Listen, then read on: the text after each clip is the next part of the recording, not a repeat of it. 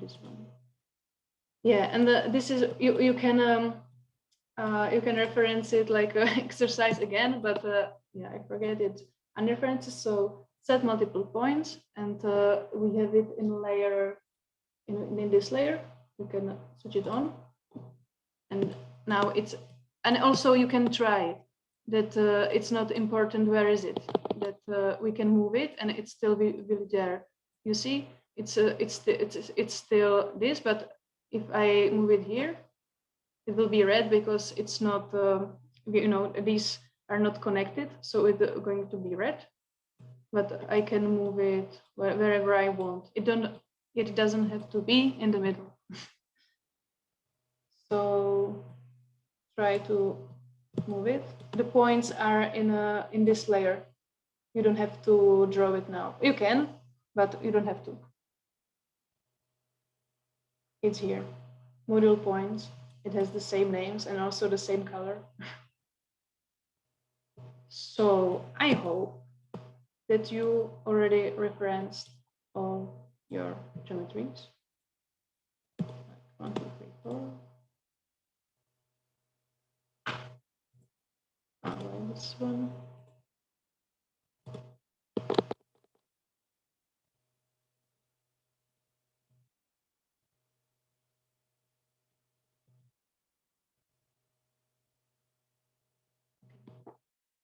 So, but still no result.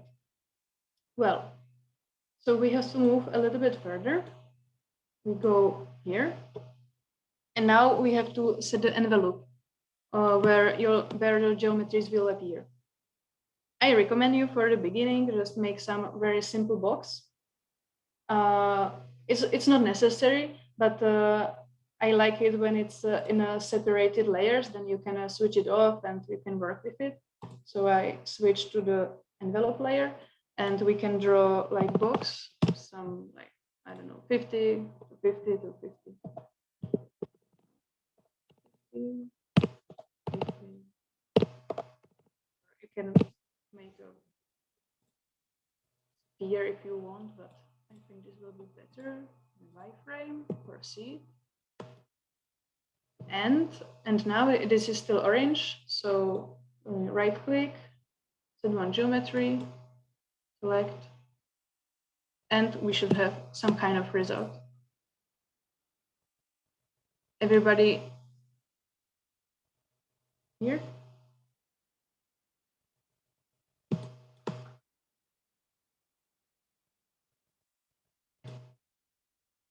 It's working? Everybody sees something like this? This is the word for... Yes. Yes. Super. Yes.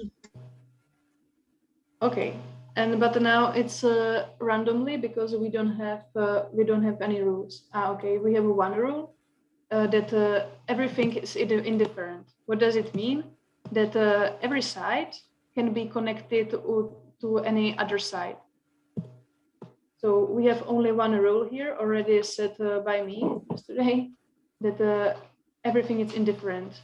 I hope that everybody understands what it's indifferent means. That because you can set a lot of rules to whatever you want sides, but now this is the main and yeah, the most used rule that everything can connect to everything. This is the reason why it's filled and it's quite a mess. So we would like to set some rules. Okay, it's stuck a little bit. I would like to show you two types of rules. I don't know why.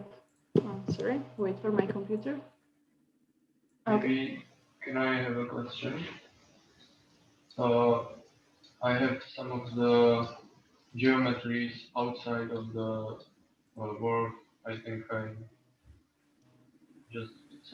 referenced something wrong, but I don't know how it is. Miško, já jsem zamrzla? Podíváš se, jsem zamrzla? Či mi se nic nehýbe? Aha. Sorry, I'm frozen. Wait for a while. Ano. Okay. Slyšíš mě ze sluchátka? Aha. I don't know what happened. It's everything is frozen. What to do? Okay, this is not very fortunate. Maybe, Michaela, may you ask, and I will restart my computer. May you answer the question? Okay. Sorry, my computer is totally frozen, and I don't know if you hear me. We can hear you. Okay, great. But I wasn't listening. And so if there was some question, just repeat it, maybe I can answer. Yeah, I have the reference geometries outside of the word grid or grid modules. Should I share my screen or? Yeah, do it. That would be the easiest way right now. And I can now because. Christina, could you stop sharing screen?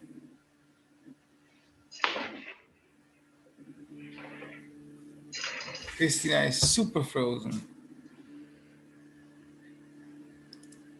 So I will try to.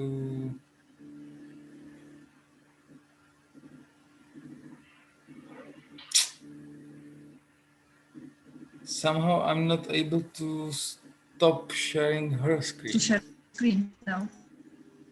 Or what's the problem? Yeah, Christina's. I can share now because it's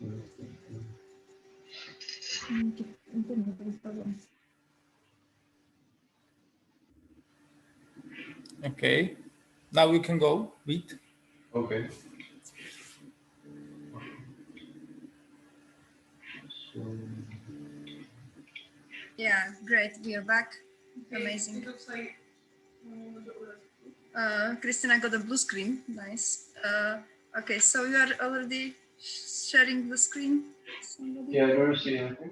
Perfect. So, okay. You have some problems with, yeah. There is some, okay. Show me your grasshopper. The whole thing.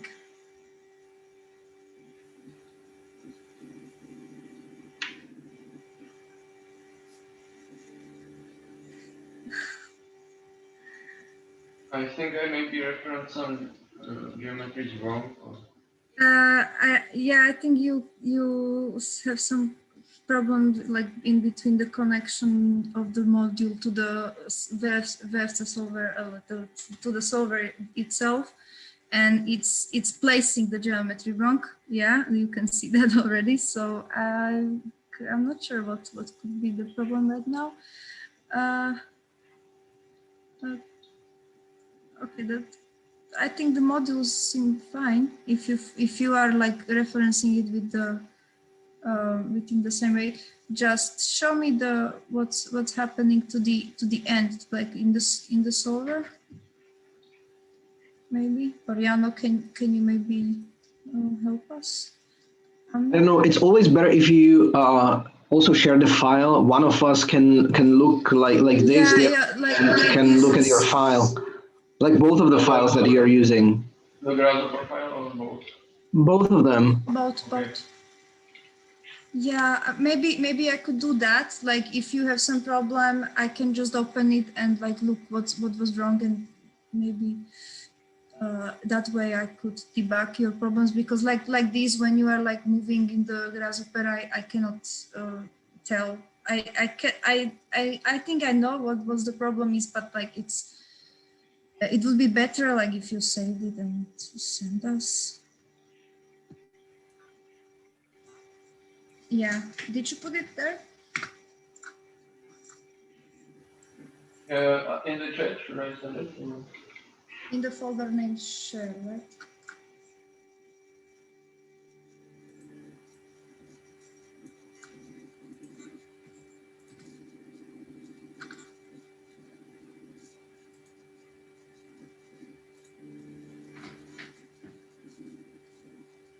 Sorry, where are you putting the files?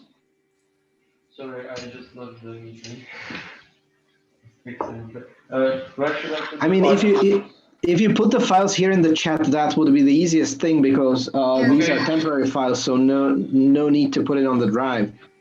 Yeah. Okay, I will put it in the chat. Great. Should be there. Great. I can look into that, and let's wait for Christina until she will somehow resolve her technical difficulties she's having currently. And I will need a few seconds to open it and like to try what's happening. Christina, how are you? I already. Christina is on the good way to come back. Yeah, I just downloaded it. I'm gonna look into it. Maybe I can share the screen also. Vertically.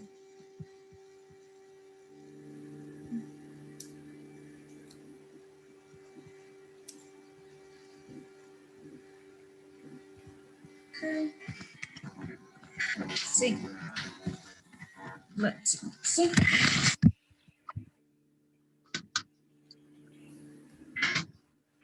Okay, it looks like I'm back. Okay, nice. Christina is back. Sorry for the difficulties. It never happened to me at first, and I had a blue screen. Super. But, I'm back.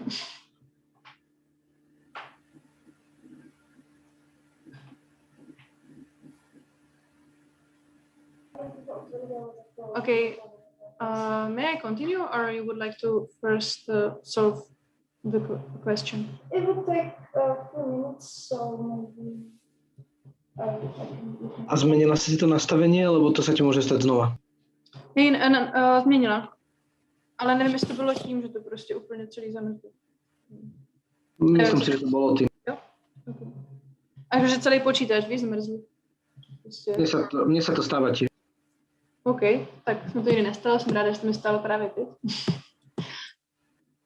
OK. I think I solved the problem. I just referenced the geometries and it's in there. So I think before I just referenced something wrong. Yeah. Okay. Sorry. It's I think totally okay that you asked. Okay.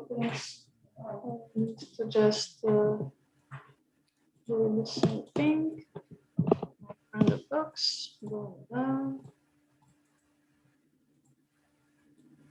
Set the geometry.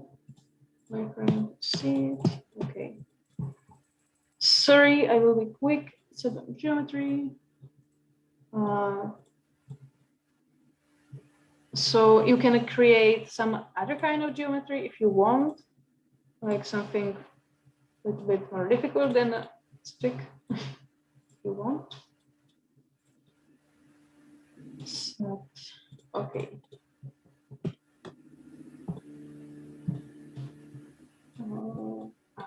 Okay, it's 100.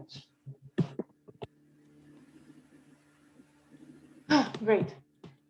We are here. Now back to the rules. So we have only one rule, everything is indifferent.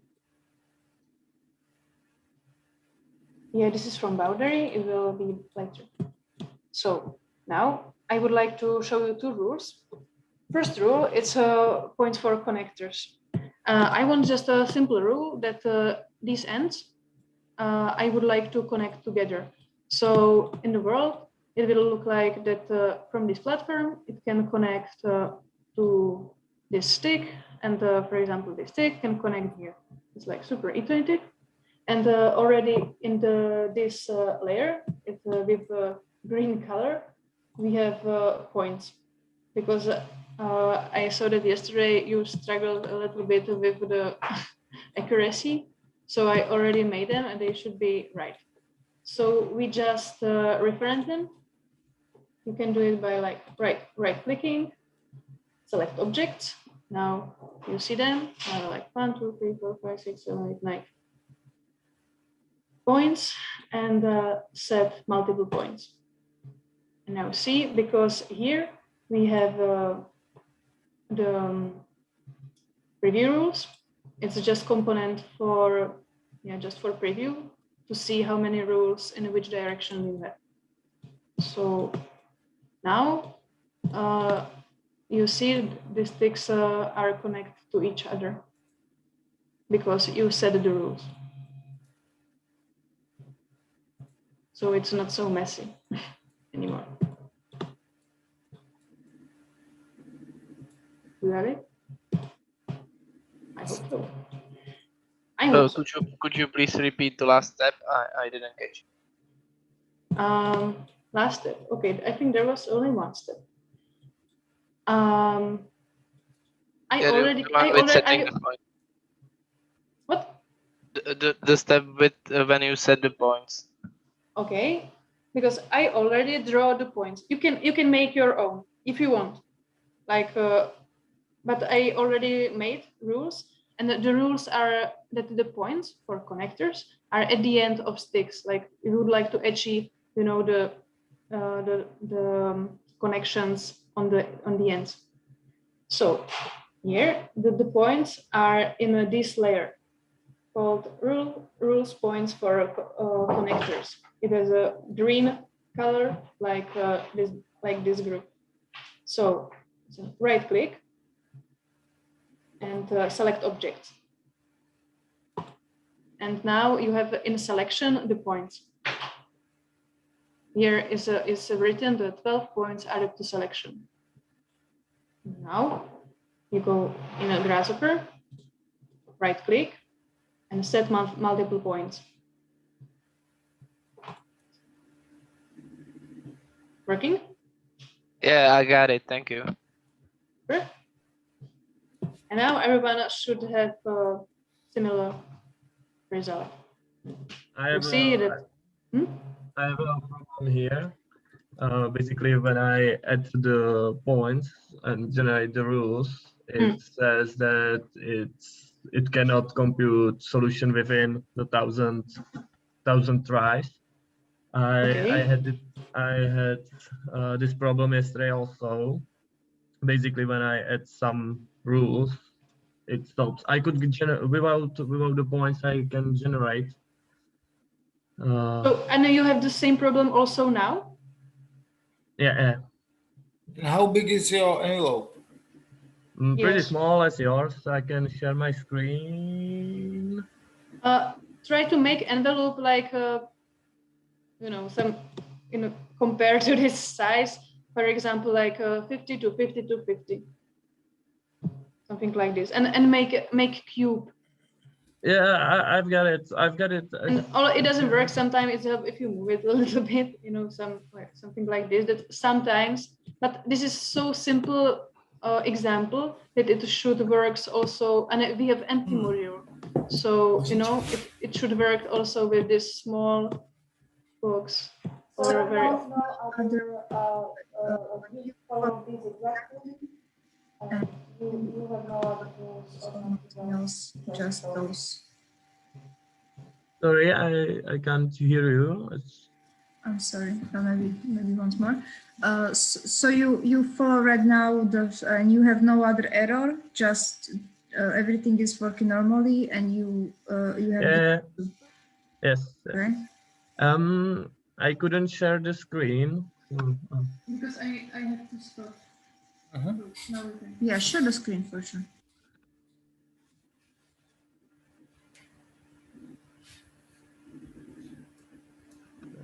Should see my screen. I have the boxes and the envelope is 100 to 100, and it basically gives me this.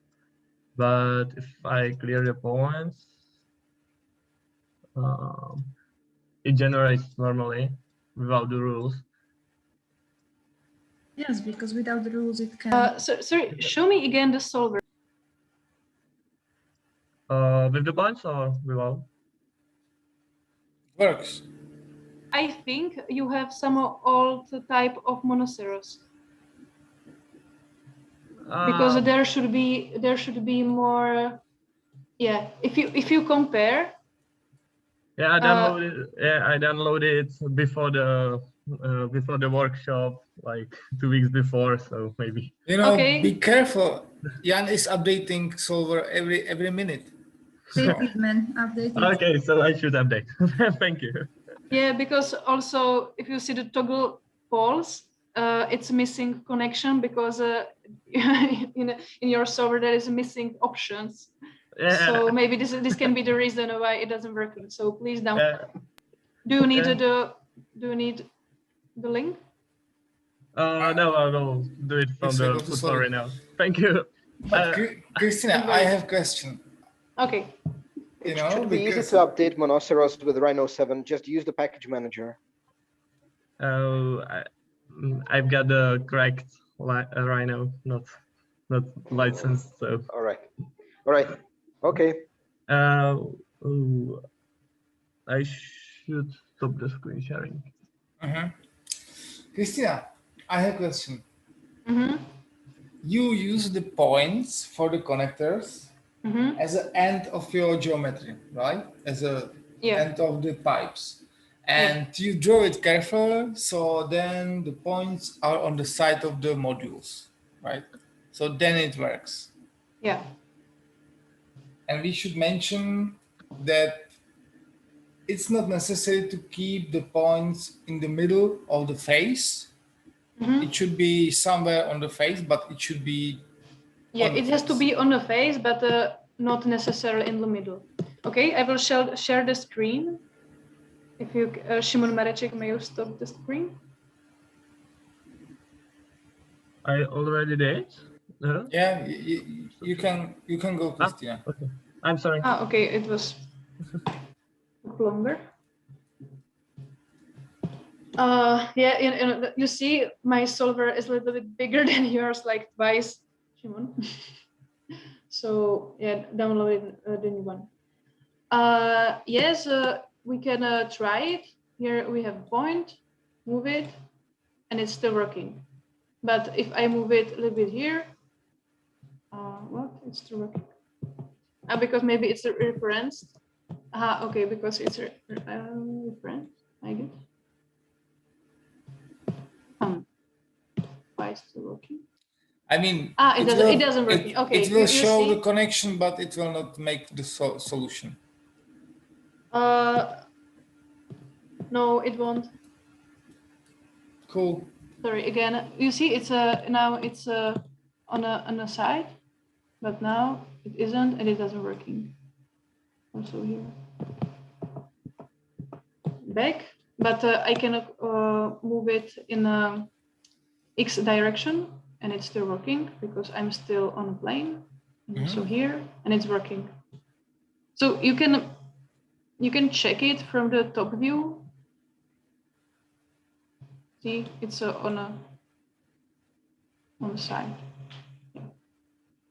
But I usually put it in the middle because. Sure, it's clear. Okay, great. Yes, we have 0.4 connectors. And we have this simple result. Now, another simple exercise. I would like to show,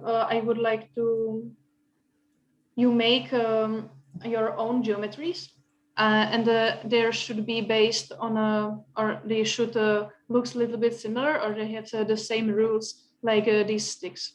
So you can make like a weird curve or whatever you want. I will give you like a few minutes.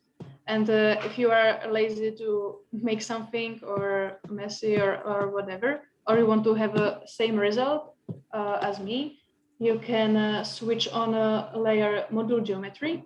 And I already made the stairs. I sent it to you the picture yesterday, and also it's in the files. And it's these geometries, the stairs. So I give you like 1 minute if you want to create your own, I don't know, curves, boxes, whatever you want, or you can use these stairs. So I will give you 1 minute, and we will change the reference of these geometries. And we will keep it as a simple geometry, or it will be already production geometry? We will keep it. We will just replace it. So it's a production geometry. Also, these sticks are production geometry. This will be only one geometry, but yeah, just careful. This is two geometries, so you have to set it up like set multiple geometries, or you can you can choose only one geometry. But I show you in rendered view another feature. Okay, it's frozen again. No. That I set different materials. Okay. Now you see it in a rendered view that the top is pink and the rest is white.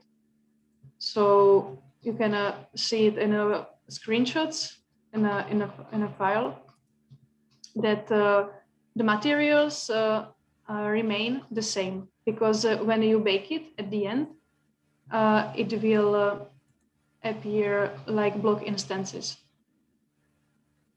So if here you set a texture or material or whatever you want, it will stay also in result. I think it's quite useful. Okay, it's super slow. I don't know why. But you have a time to create your own geometries or use mine and set the reference again. So there's one, set multiple geometries, top, bottom, set multiple geometries, this and this. Okay, and you can see it also in the result. When you change some geometries to these ones, to these stairs, or whatever you want, you look, it's working. It's changing. Sorry. There's multiple geometries.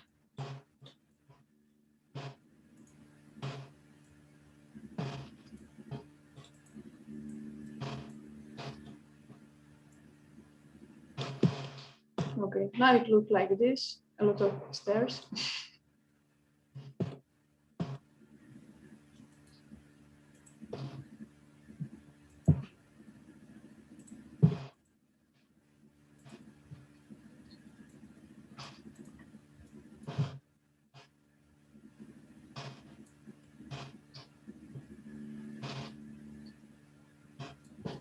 Do you need more time, or are you okay?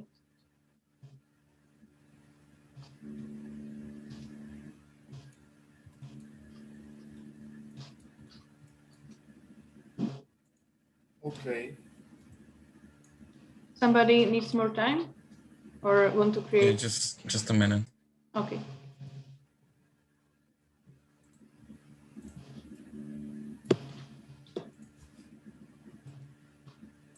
Who is finished can change C for a different result, like I don't know,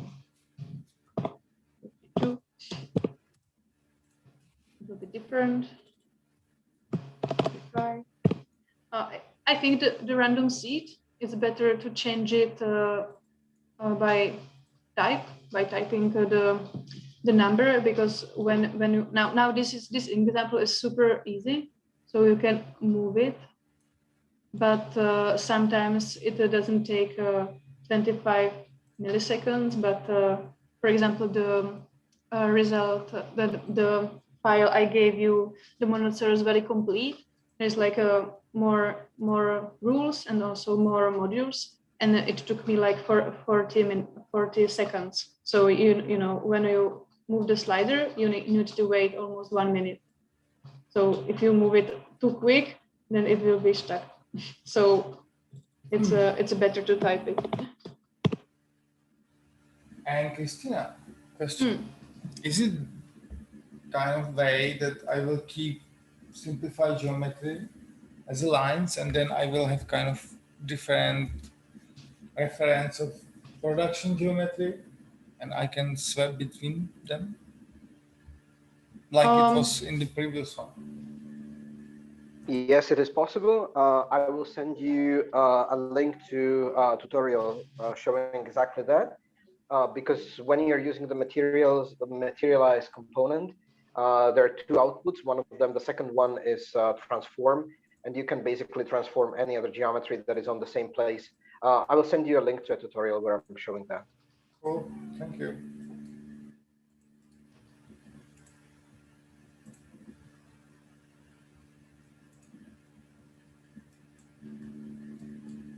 Okay, if everybody has some kind of stairs or some own geometry, I would like to show you another rule because we would like to make it something more realistic. And for example, for forbidden that connection between these two modules, because we don't want to have a stairs without any platform, just continue down, you know, or we don't want stairs go straight down and then without any pause, without any platform go up. So I think it's you can also do it by points, like say this point and this point I don't want to connect, but it's just my way to do it like this, that I made it with curves. But you can do it with points, but now we will do it with curves. So let's draw the forbidden curves. As I said, we don't want to connect these two modules. So I will make a simple line which starts in the middle of this side. Now, if I have the OSnap tool switch on, it's easy for me because there is already points. So I just connect these 2 points, 1 point and second point. Okay, we can do it for one curve. Set this one curve, select it, and here in Grasshopper, set one curve. And now this red one. Now you can see, okay, the result here, and you shouldn't see any connection like this. That this component shouldn't connect anywhere in the result with this component. And we can continue like this. You can suggest some rules, or I already created some. So I'm making in a separate layer. You don't have to do it, but for some, you know, for don't make too much mess. I make it in separate layers. So now I'm here in a layer rule curves forbidden. So we can continue with another lines. So we would like to do the same forbidden rule for this stairs in this direction, that I don't want to connect this module to this module in this side. Are you agree with me that it's not super cool? Connect. And for example, we can continue that we don't want this side connect to this side, because you know then you have a small valley of stairs. So then we connect here. Still the snapping tool is on. Here, this point. I connect it with this point by curve. And the same in this direction. I don't want this side connect to this side.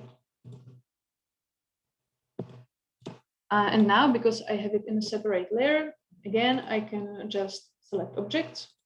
And now I have 4 curves. And here in Grasshopper, set multiple curves. And now we can see the result is quite different, a little bit more rigid. Here I miss one.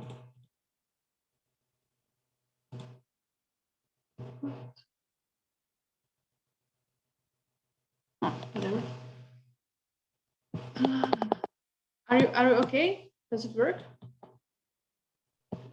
Yes, with the new solver, it also works for me.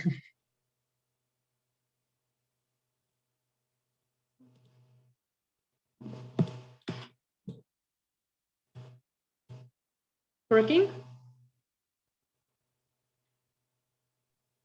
And if you look closer, our green rule goes to the component collect rules. Here is three nodes. First is modules. We connect all of them. Then there is rules allowed, is the green one, set by points. And under there is a rule disallowed. The red one defined by curves.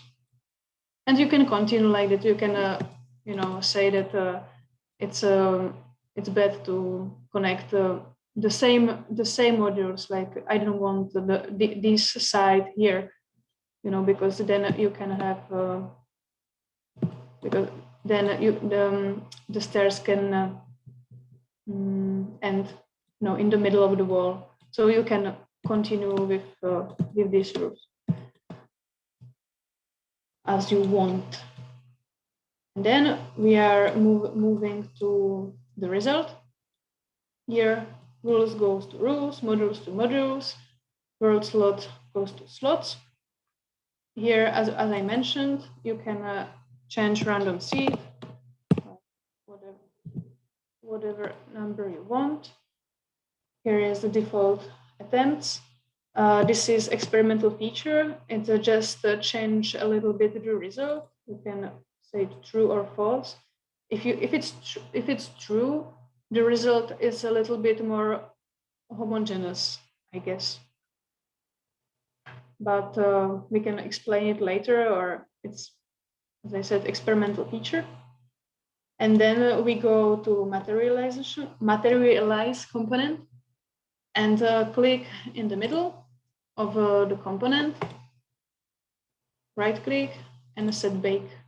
We can bake it to prepared layer result. Now we see baked. When you switch on shaded, you can switch off envelope, and we see the result. Is it clear? Like, I want that everybody of you has the same result as me, or the same. Yeah. Is it working? I have a problem. The solver says that it didn't. The solver failed to find a solution within 1,000 attempts. So maybe the envelope is too big, I guess. How big is your envelope? But I showed you that it's so simple rules and modules that it's working also with quite big. Okay, it's like now. It also with quite big envelope and also with small envelope. Okay, it's frozen. But set like a 50 to 50 to 50. Okay, I'll try. Okay, you are right. I also now have the red one. So make it a little bit smaller or change seed. You see, I randomly scale it, and now it's working. Yeah. Okay. So sometimes I don't know, or move it a little bit, or change C. If there is if there isn't some big mistake or another mistake, it should work. And also now I'm changing the result. I'll try that. Okay. Somebody has another problem.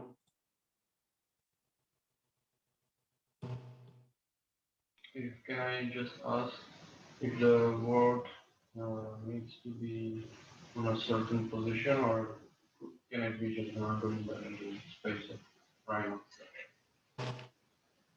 I can't hear very well.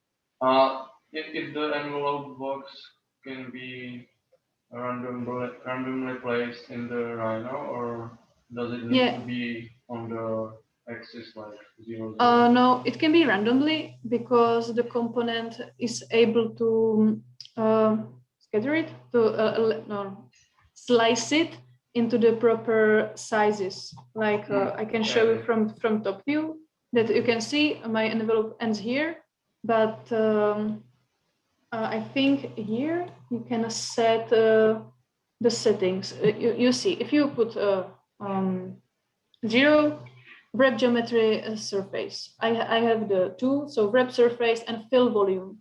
So it makes, also boxes around, I guess. And if I move it, it's still here, and I move it a little bit further, it will create another layer of slots.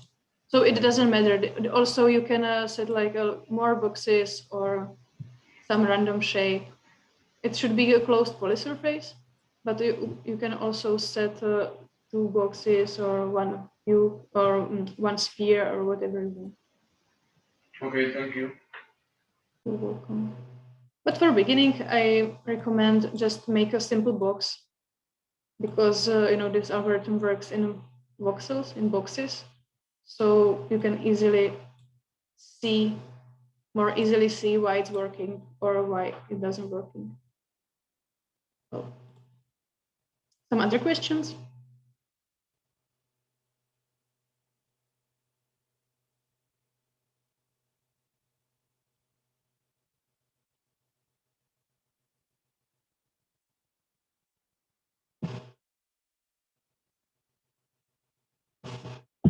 Okay, maybe take like a short break, just to drink something, and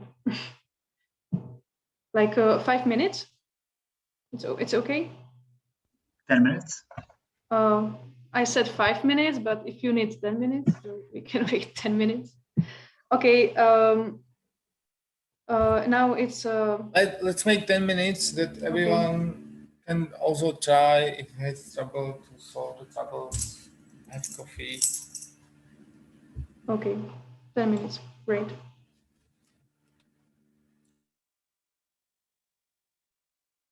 Ano, jsem tady. Ready. Great. Okay, we can continue. If you are okay with it, we can continue with this example and add together like 1 or 2 more modules. So this is our stairs, or your geometry you created, I don't know. And this example, it's you have this. Why it's so slow? You have this example also in your files, but don't open it. I just want to show you that what type of module we will create. If you are advanced and you would like to do it your own component, your own rules, you can. But I would like to make component like this. You don't have to model it, but the principle is that it's 3 slots high and the connections are only in the middle. So this task, try to do it by yourself. I will also model it so you can take a look on me, but try to do it by yourself. So this component, 3 slots high. What?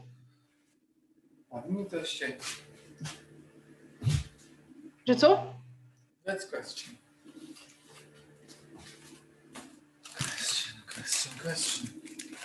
I don't understand you.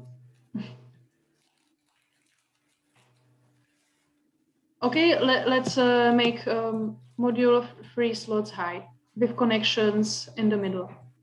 With connections in the middle slot. So we can switch off the solver. Not slowing down. I don't know if you know this command, but click by the middle button, click the middle button, and disable this component. It can help you to make it quicker. And now we would like to make another component. My favorite helpers. I'm sorry. But try to do it by your own to prove that you understand it well.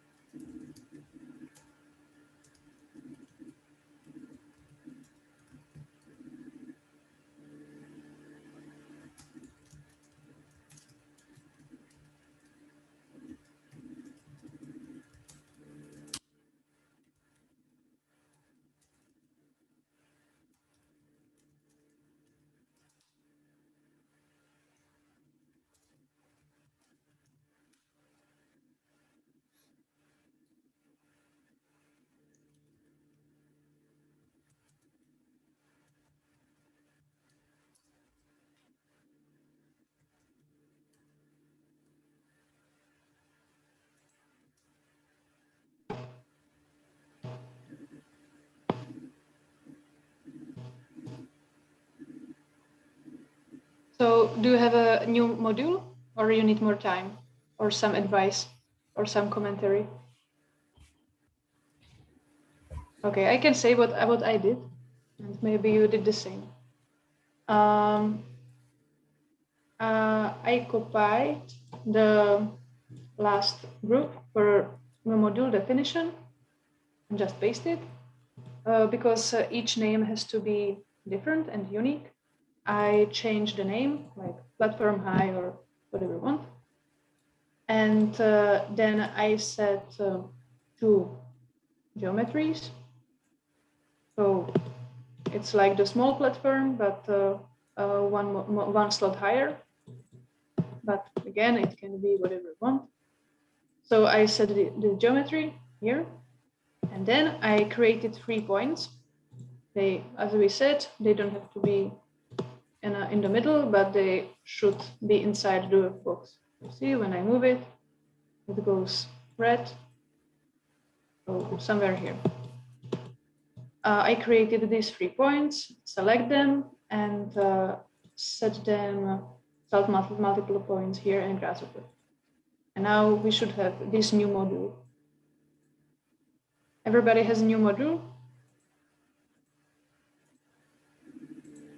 I guess that silence is means yes. Agree. Great. Sorry, can I ask a question? Sure. Can you show again about how to set a point? Sure. Yes. I select them. There's 1 second. I press Shift to select more geometries. There's the third one. You see, I have 3 points for 3 slots. Then right click in the grasshopper and set multiple points. Or you can do it opposite way, that right click in a grasshopper, set multiple points, and select 1, 2, 3, enter. Okay? Yeah, thank you.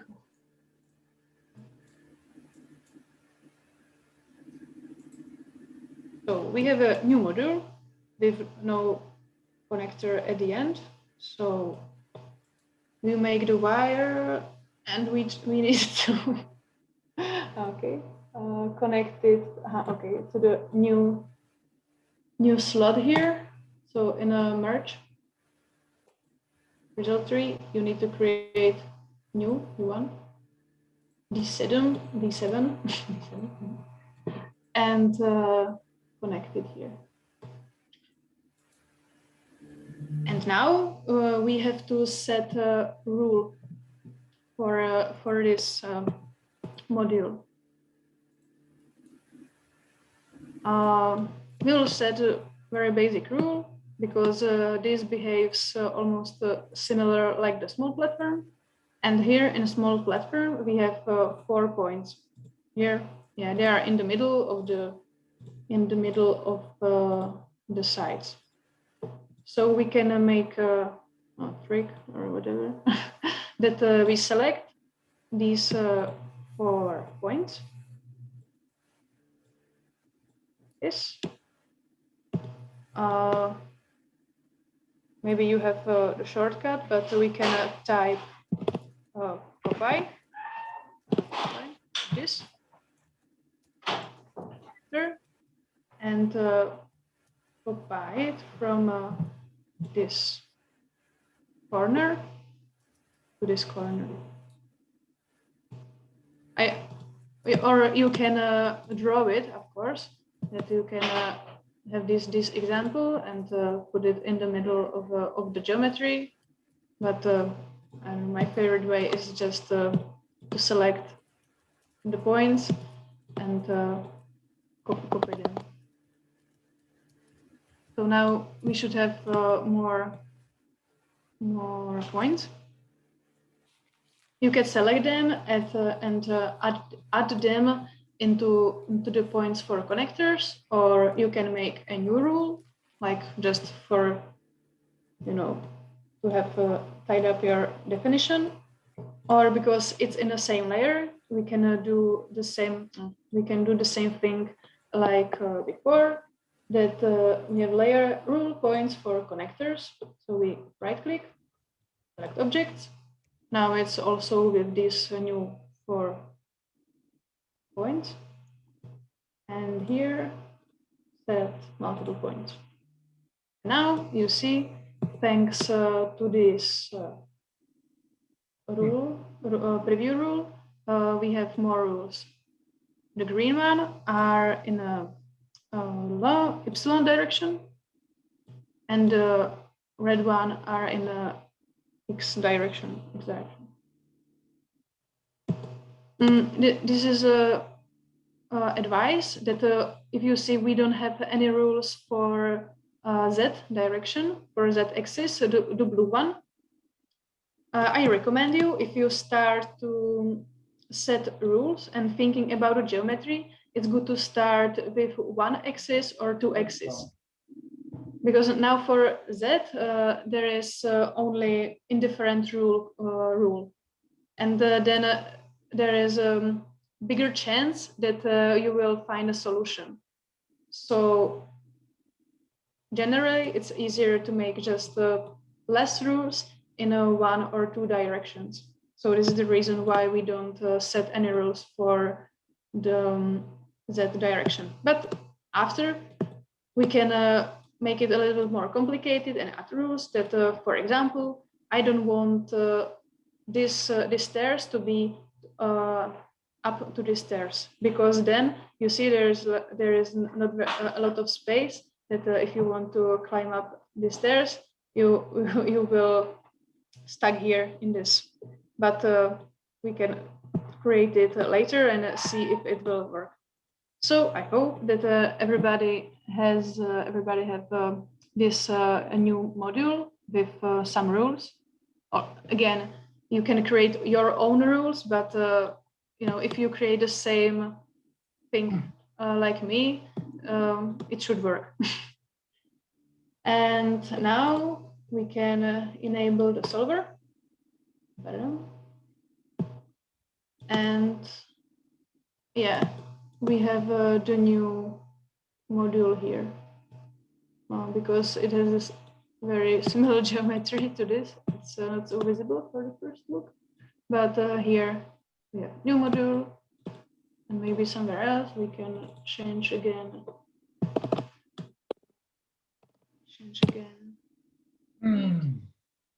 Oh, very nice and rigid result. Well, but don't worry. Like at the beginning, we will get a very maybe very homogeneous result, but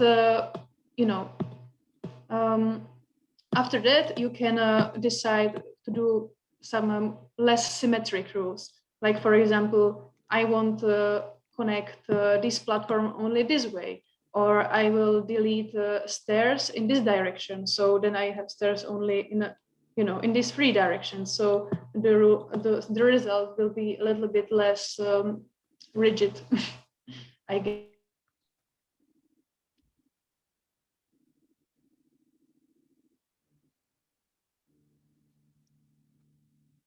Similar to me, and the new module is working. Is it working, your new module? Yes. Great. Okay, one success, seems like great success.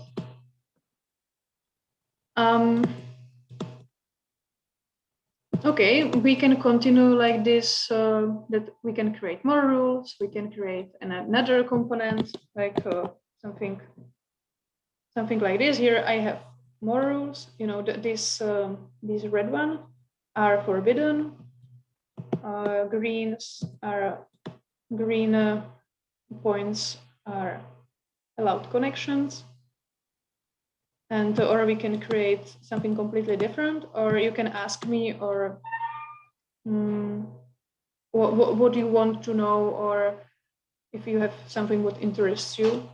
But we can continue to create another a little bit more sophisticated module, or create another rules as you wish.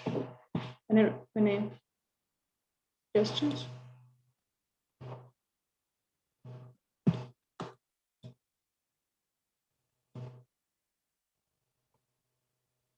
You see, when I move a little bit, it will recompute.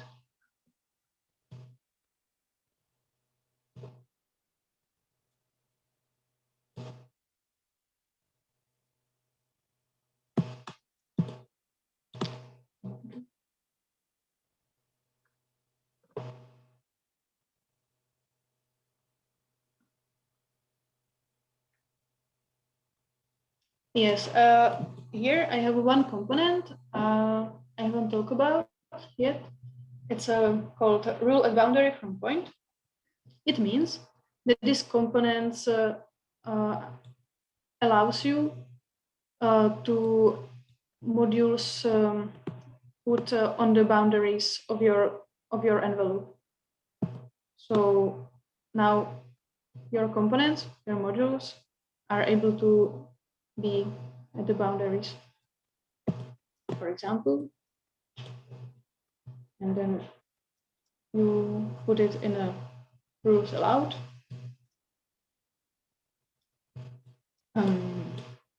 So any suggestions? You would like to make another module, or now actually, if you understand everything, now there's a place when you can experiment a little bit. You can create your own geometries. You can create your own connections, and we can discuss about it.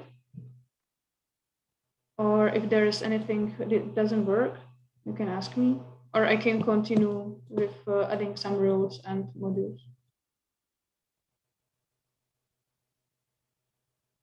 maybe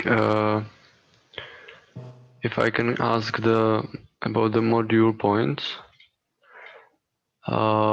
they can be placed anywhere in the box. I know you've talked about it already, but I think I did not catch it.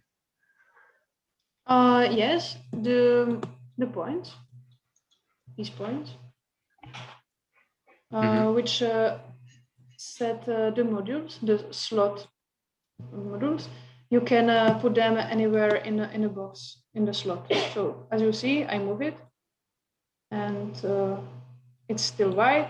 But when I move it out of the box, it goes red because it doesn't connect here. But I can put it here, and now it's white because the module has to be compact. It doesn't mean that the geometry has to be compact. Actually, it can be like you can draw one little box here and one sphere here, and it's still one module, but it's defined by these 3 points. Yeah, thank you. Welcome.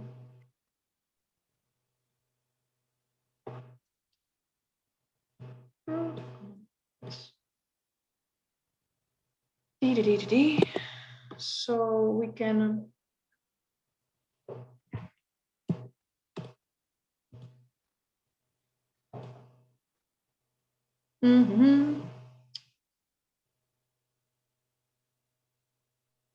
I'm thinking. Okay, let's make another module and create a new rule for him. And now create a module whatever you want. Like try to improvise with boxes. And you can try to make some more complex rules, some L shape or something much bigger, or test it if it will work or not. I suggest you to try creating a module which is like more modules, maybe horizontally. Maybe that could be interesting. You mean this way, like?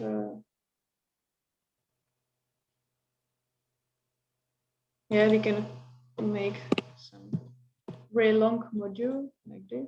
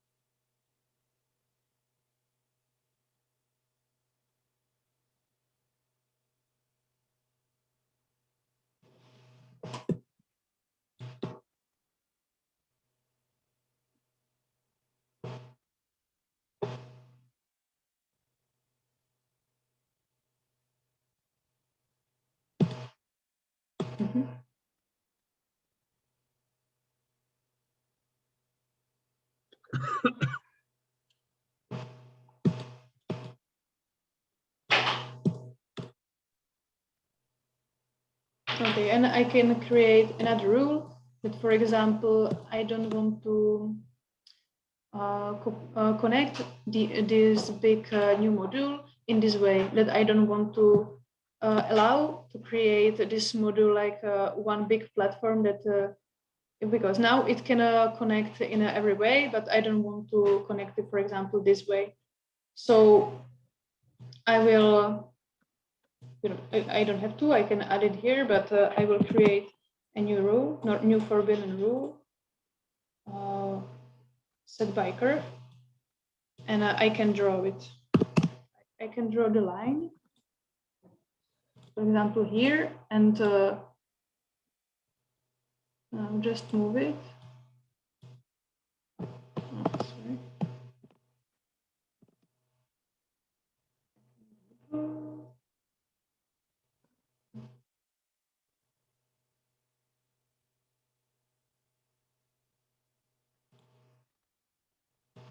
Yeah, and if you don't want to connect, for example, this this module this way, it's enough to set it only here. You don't have to say, okay, I don't want to connect it here, also here, and also here, because when you forbidden it here, then it will never happen that these will appear here. You know, so if you forbidden it here, it's disallowed.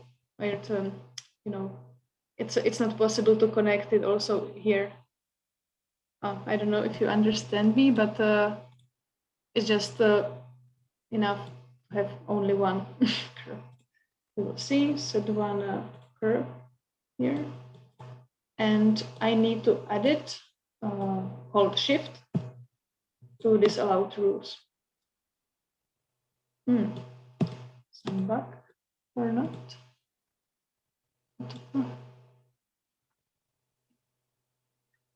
Okay, I have some bug here. It's funny.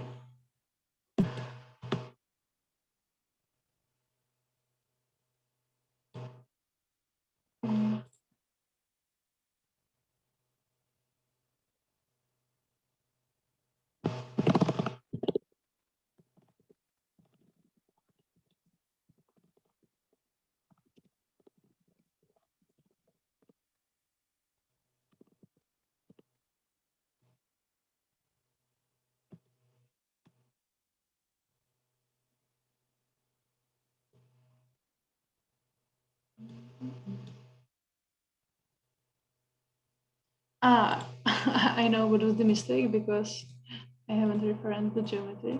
Okay.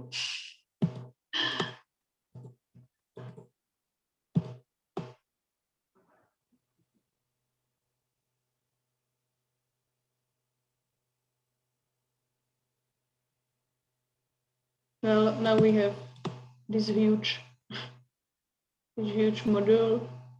I don't know what does it mean. This module, it's like some big platform. We have it here. And I think what to show you, because it seems like everybody getting it. So maybe if you don't have any questions, I can leave my word to Jan, and he can show you something more advanced, for example, or answer some more advanced questions, or show you some new features. Maybe.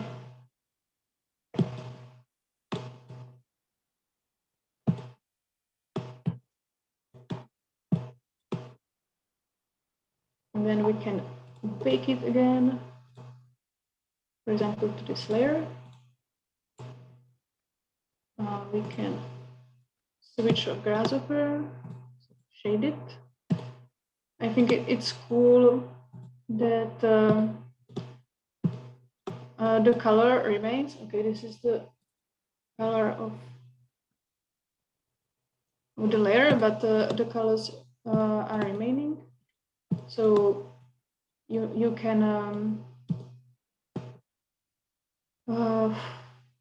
can check if, for example, this module is used in your result or not.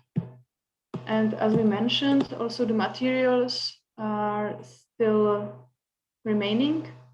So if we change it to render it view and wait for a while, we will see that there is the same materials out here.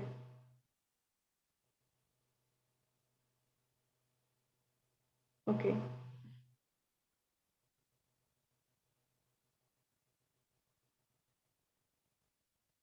So maybe if you don't have any other questions, you can, we can give you a while to play with your new geometries and make some results. You can send us your results, you know, for some, to have some pictures from this session or something what you created. You can send it to us. And maybe you will have some questions. But if you don't, I think in 10 minutes, can Jan continue and show us something more advanced or answer questions. Is it okay? Okay. Yes, thank you. So I give you 10 minutes to create whatever you want. Maybe you will realize that something still you don't know or something you're missing or would like to ask, and then we can continue. I'm speaking, but I cannot hear you, Jano. No. What about now? Yes. Okay, so I was just saying that let's meet here at 1 p.m. First, let's start with some troubleshooting and Q&A, and then I will show you a little bit more theory because I think it's good to give you all the tools, and we'll discuss what to do later on in the afternoon, evening session.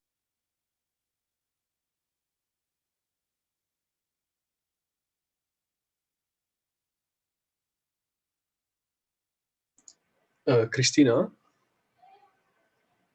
Yes? Can I have a question, please? Yeah, sure.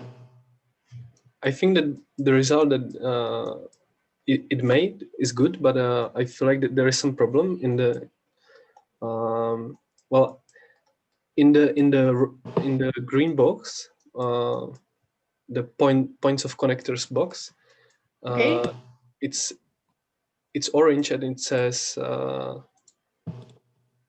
the point does not mark any module connector, but I don't see any problem, and I don't know what to do. Should I share my screen? Okay.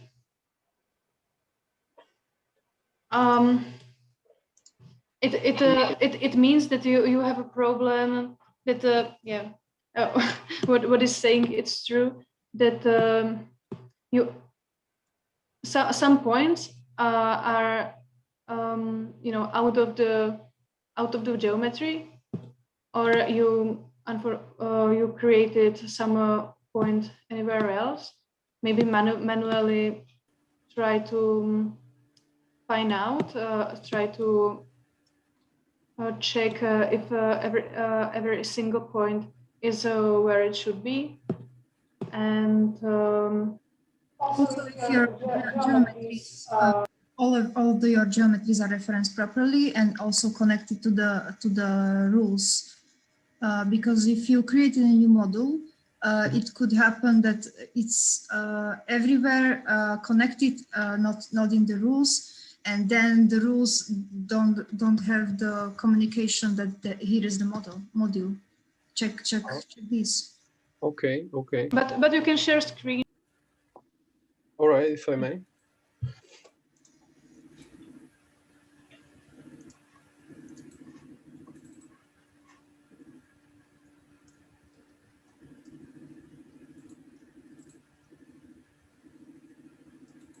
Can you see it already?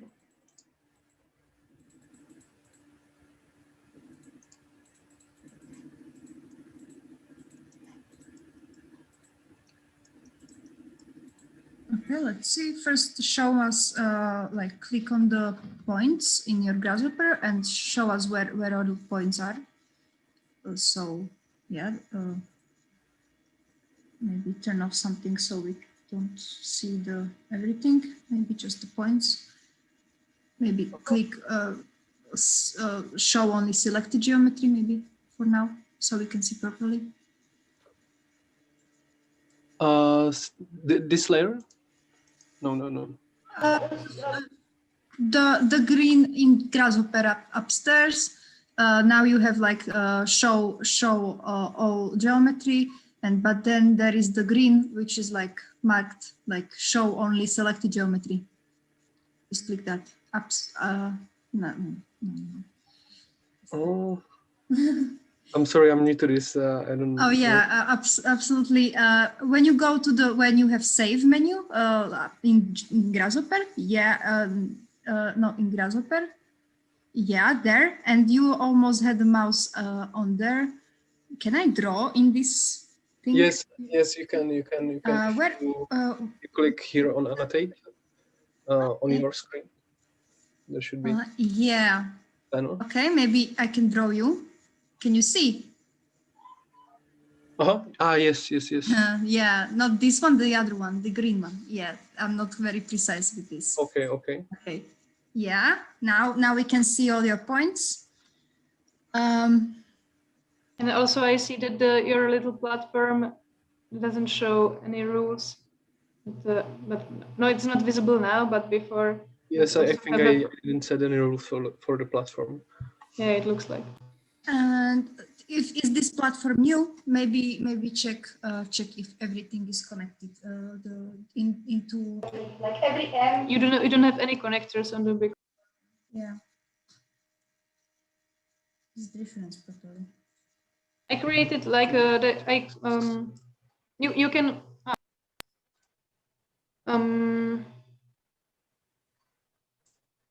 I showed you how to copy the points from the small platform to the big platform, like select them and type copy and copy to the new big platform, and then select or do it. Ah, yeah, these points. Sorry. Yeah, the green ones. Press shift. Okay.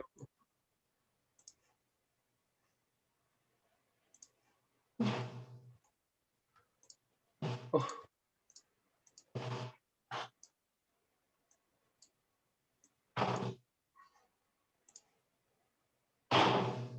What's happening? Yeah, I think.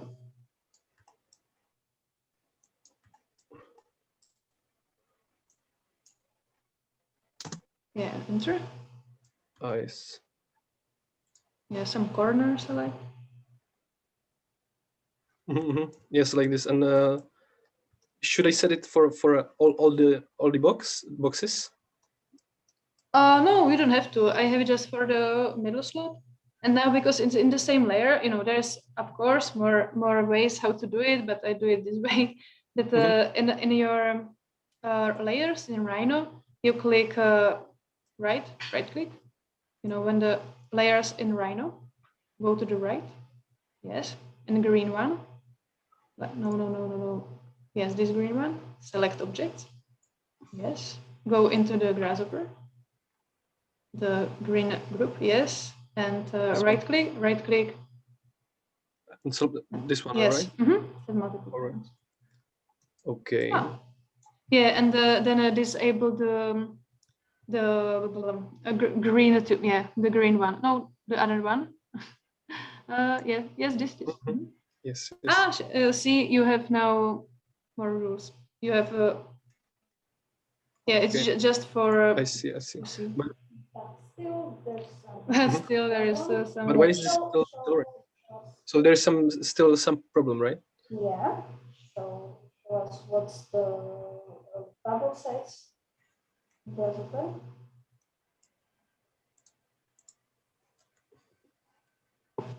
Okay, well, thank you. I will figure out. But it's not red. It's good. It's orange. But it means that there is some point which is not correctly placed. I don't know how there is no. Well, the only points I've created are just only those 3 ones. So probably there is some problem with one of those. No. Shouldn't be. Shouldn't be because it's completely different points and they don't have to be precise. Ah, yeah. Okay. There's a problem with this connector points. Yeah. And but I haven't made it any. Maybe it was there before. I just didn't realize, but it seems to work anyway. So. Yeah. Well, my box is not orange. It's right. Yeah. So. Okay. I will have a look at it. Or I don't know. It can be some a little random bug. So you can download it again, my definition, and try it again. Or you can be a Sherlock and go by point and look if there is a proper connection. Okay. And, yeah. First of all, check if all modules are connected to everything. Yeah. Like try to reconnect them. I think it's that.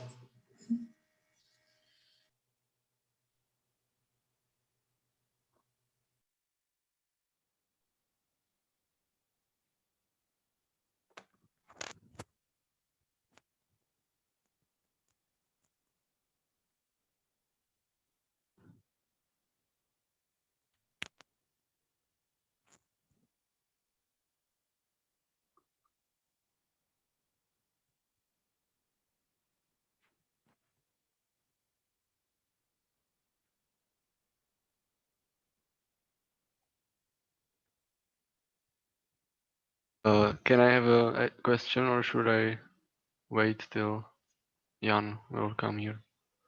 Or... If it's practical question, for this example, you can have a question. Sure. Yeah. I maybe should share my screen. Will be best.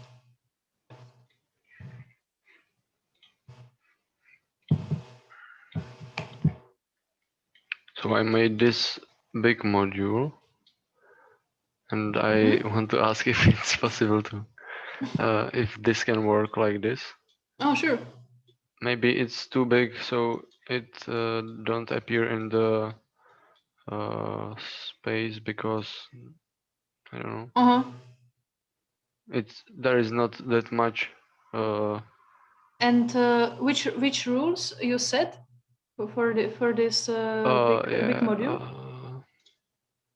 Or it's just indifferent all? Yeah, I because put you made some points, but I don't think it's correct now. Try to delete 2 points in the middle in the epsilon axis, because this try to delete this one and another one. I'm thinking how to explain you. Actually, this is the advice in a general that if you design some modules and it can work, you can try to manually copy them by your set rules, and then sometimes you realize that in a few steps there will appear the situation where you are not able to put any module, and I think it was the reason you created that it's also not very good to put a rule in the middle of like this big wall. I don't know actually how to and these explain it to points you. are correct, or should you do you recommend to put them? The rule preview shows some curves, so it looks like it's correct, and it's still it's not appearing.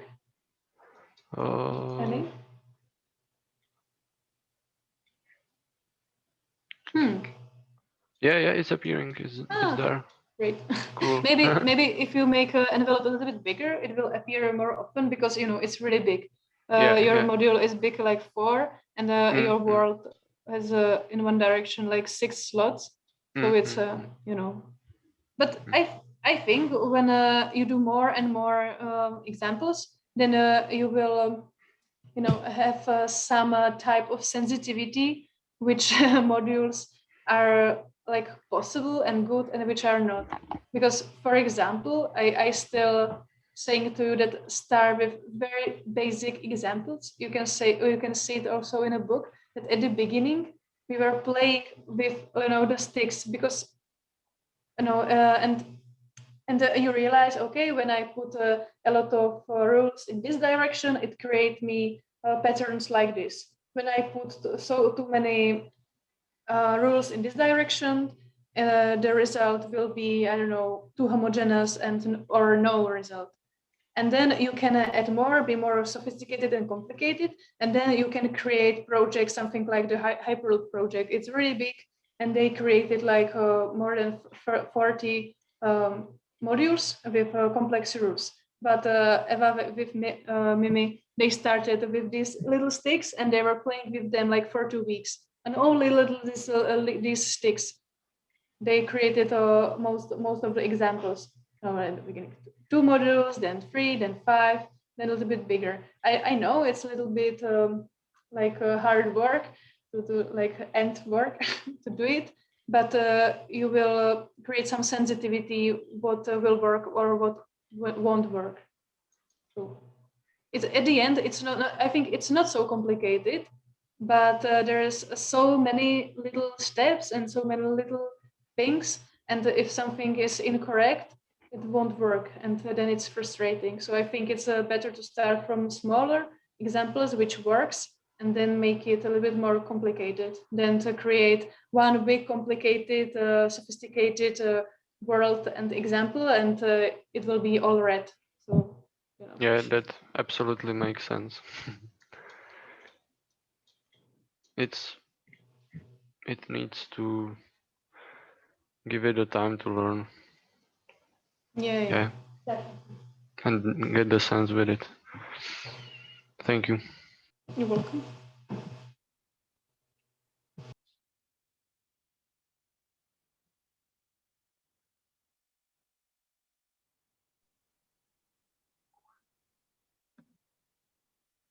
I don't know, can you actually hear me now? You are very quiet. Like you are in some kind of cottage really far from Bratislava. No, actually no. But... I think it's true, but you are.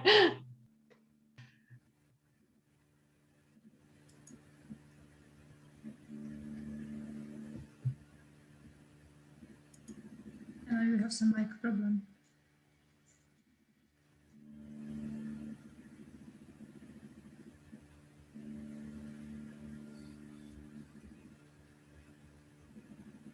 Someone looking?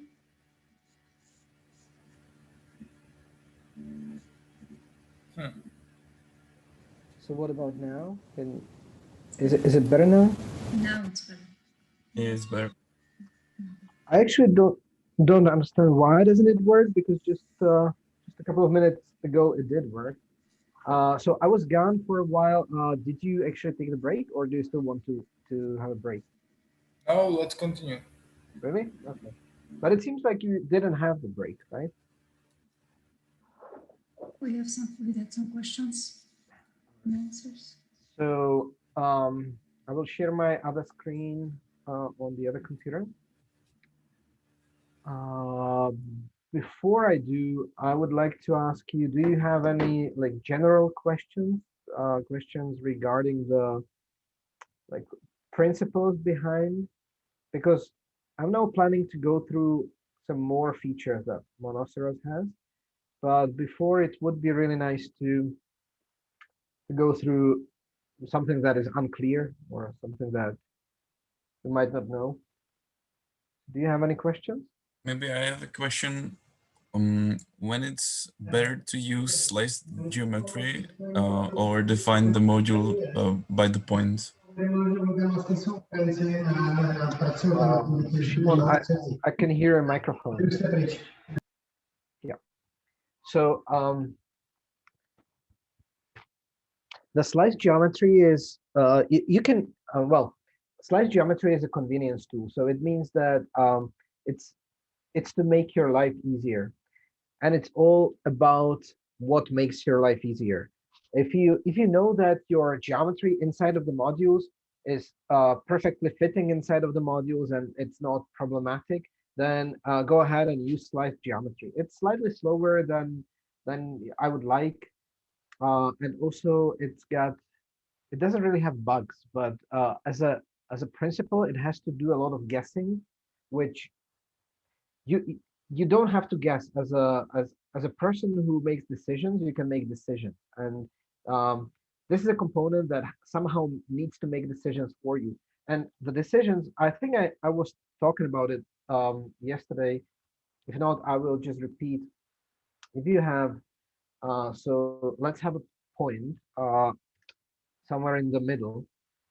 Okay, this didn't work out as I planned. What? 0, 0, 0, 0. Ah, yeah, okay. I don't have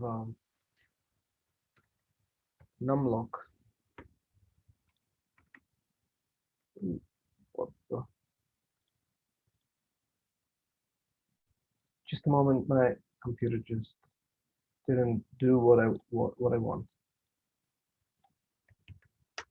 Okay, like that. So I've got a point at the world origin here, and now this is easy to. So I will take the point as a geometry into Grasshopper, and I will slice it, and it gives me some other point that can become a central point of a slot or a module. And here, this is easy because when the point is here, it's easy. When I move it a little bit, like, I don't know, 0.25, it's still easy because it is inside of the module that I'm creating. Actually, I will be creating module rather than slot. I will show you why just in a moment. I will show you the difference. So if I create a module, then the cage is exactly at the boundary of the module. If I create a slot, it's slightly inset, and that's because the logic is that you create more slots and they are differentiated in color. And if they were touching perfectly, then you wouldn't see the colors of the two slots next to another. So that's why they are rendered slightly smaller so that you see them properly. In this example, I need to be quite exact about the things. So again, here the slicer works well, and it doesn't have to think much because this is obvious that this geometry falls into this slot. But if I move it to the boundary here, like this, no, wait, 0.25. So now it would be at the boundary. Let's go back a little. I just want to, yeah, I will bake it so that we keep the original one.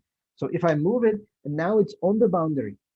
Now the slicer doesn't know if it should create a central point for this module or the one next to it, because this point falls into both. And mathematically, you can make a rule like it always falls to the left. But what happens then is that you might end up, if you have a line, for example, a line like this, then there is a point here and a point here, and it will always create also the left the left cube for you, and that's something you don't want. So this mathematical rule doesn't apply. This is not good for our purposes. Then you can make a decision that it always falls to the right, but then you would have the same problem here. So instead, whenever the automatic slicer cannot make a decision for you, I always decide not to make any decision at all. So when you have a situation like this, then this tells you test points matching the slot grid may have been skipped due to ambiguity. That's exactly what I was saying now. It also gives you a hint: slightly move, scale, or remodel. So if I slightly move, it already falls into inside. So I think this is quite a good strategy, because if I create a line like this, that obviously should fall into one module only, then it works because the start point and end point of this line are always skipped. So it's never used. So the way it works now, it's the best behavior that I could achieve. But it's much more difficult for situations like, I don't know, you have some shape. I will just try to simulate something that is difficult to decide. Whoa. Yeah. I don't know. I want to make something that is not perfectly convex. I don't know, like this. So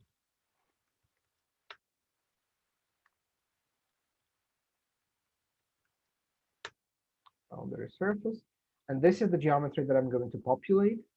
So here, if something happened, like if some part of this would be on the boundary, then you cannot really make an easy decision. The decision would have to be like you will have to slightly offset something, the shape inwards, hope that it works. It might also not work. It might also not work for situations like this. So so instead of doing some guessing, this one completely skips the situations when the geometry is perfectly on the boundary. And I think that's the best you can do. So your question whether you should use it or not, I think whenever you can do it differently, then go ahead and do it differently. It's much better. And sometimes you might end up having a problem that you get some duplicate points. Like if you find a way how to define the points better, then do it. And for example, in this case, you can just populate surface or something like that. Um, populate geometry. I think that's the one that I mean. Yeah. So this gives you a lot of random points, and you can use them to define your module. And if you add more random points, then probably you will have a better solution. Or you can just manually select them, just bake this and manually select them and make it properly, or find another principle. But what might happen is that if you try to generate slots like this, then you might see that some of the slots will be duplicate. Like there are 3 points here, so it will generate three slots here, which is a problem. And the easiest way how to do it is the easiest way how to deduplicate these points is just use the slicer for the points that you have. So it's like, because the slicer deduplicates. So if this works for you, but gives you duplicates, then just use the slicer and then it doesn't give you duplicates anymore. So on the input, I've got 100 values. On the output, I've got only 58 values. And now there are no duplicates. So this is my advice. Whenever you have whatever makes your life easier, and I'm really not planning to improve the slicer much more, because I will only fix the bugs, because it doesn't really make much sense to try to guess what the user wanted to do. So I'd rather not. Another reason is that if you look at the source code, which is by the way open, and you can see the source code. So even the long components. So I don't know. Let's see on the right side here. This is a component that does the rule assemble. I will show you what does it do, and it's already quite long, but it's not that long. If you compare it to to the slicer, which is this one, that one is pretty long and difficult. So it's not worth it. So this is too much code for too little value, and still it doesn't really work the way we want. And to make it a little bit smarter, just a tiny bit, would make this, I don't know, 5 times bigger, and still it wouldn't be completely satisfying. So whenever you can avoid the slicer, then avoid it, or use it smartly, or just give it a try. Okay, thank you very much. You're welcome. Do you have any more questions? Any other questions?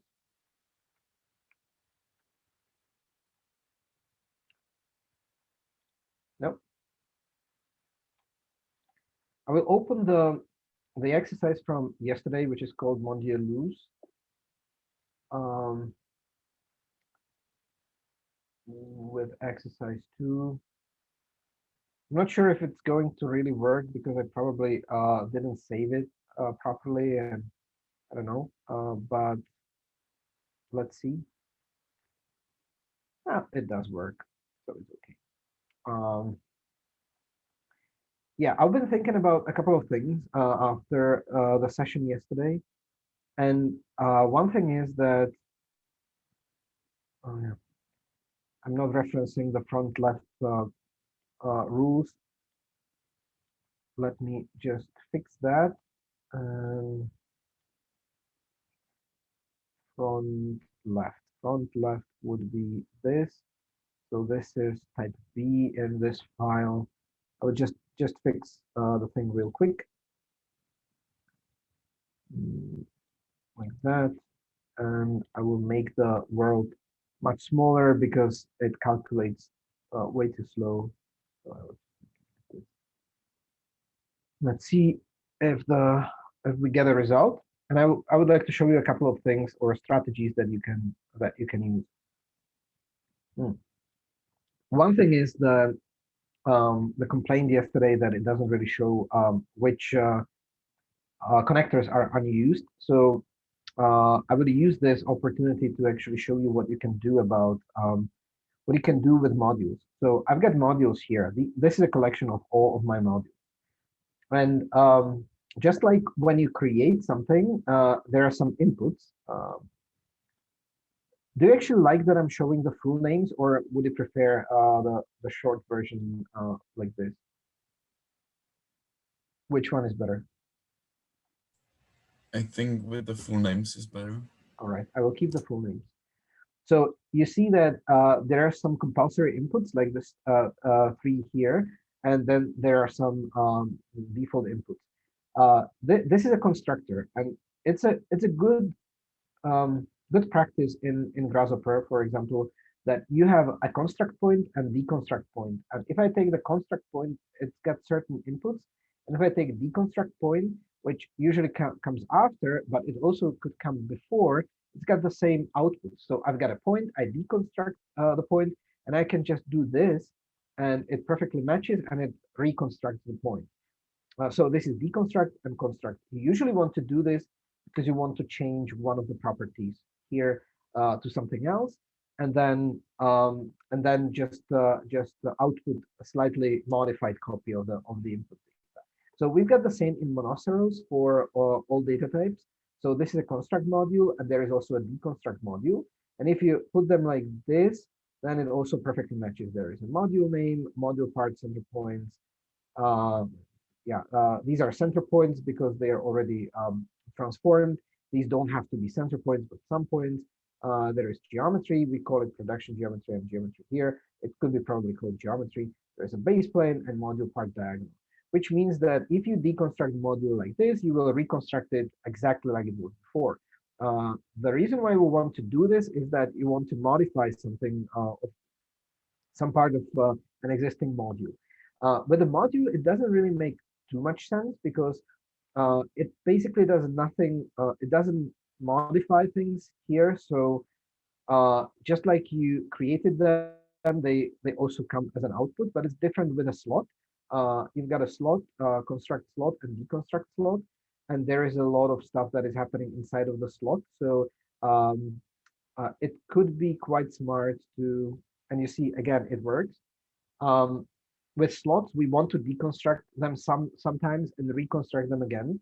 But still, I would like to show you what the deconstruction actually can do for you. So you see that the first 1, 2, 3, 4, 5 outputs are basically exactly what makes a module. So let's plug in our modules here. But we've got more outputs here.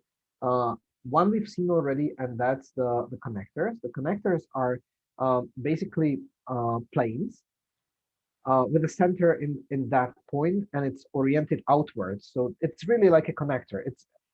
That's what you can grab this plane and orient it somewhere, just like anything in Brno, and it will just place your module to another location. I will jump to the connector directions, which is a different thing, but in our case, it's the same thing as the connector normal. And this is basically telling you which direction the connector is showing in the assembly. So when the first value is 1, then it's in the x positive direction. When it's -1, it's x negative. And we see it here as well as the plane normals. But the thing is that you can define your module with a different base plane, and then the planes would be rotated, but the directions will still remain. So it will still tell you which direction is the connector pointing, whether it's red, green, or blue. So that's why this is separated.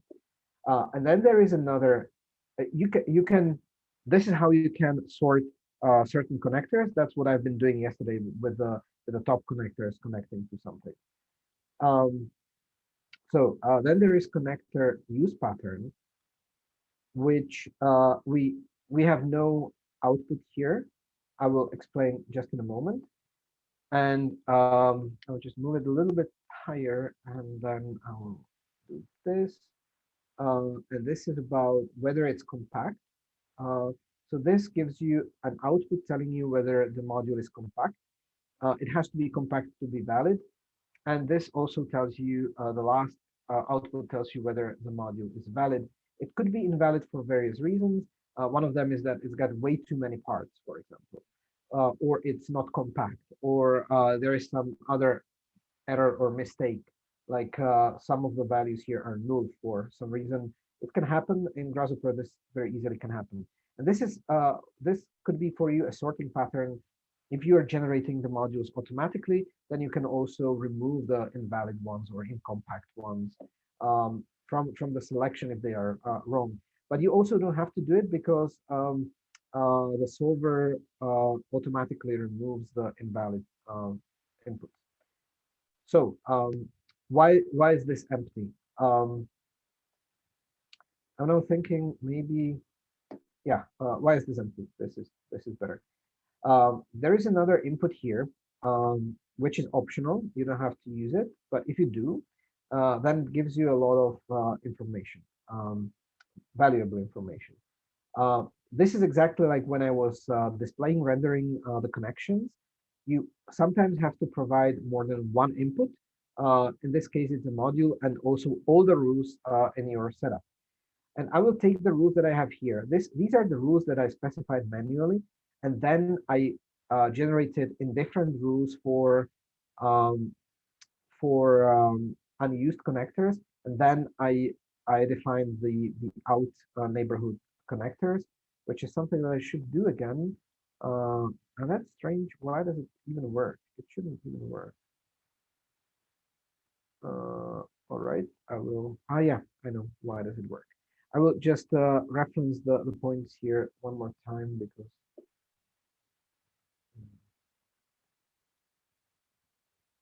So what you can do it here is that I've got some rules, and the rules are describing the modules. I plug it here. These are the rules that I generated manually, and this gives me a pattern for each of the modules that matches the pattern of connectors, and it tells me whether the connector is used or not. So for the first module, all of them are not used. What is the first module? The first module, let's see, I've got a module name here. So empty is not used at all. That makes sense because at this point, I don't have the indifferent rules for the empty yet referenced.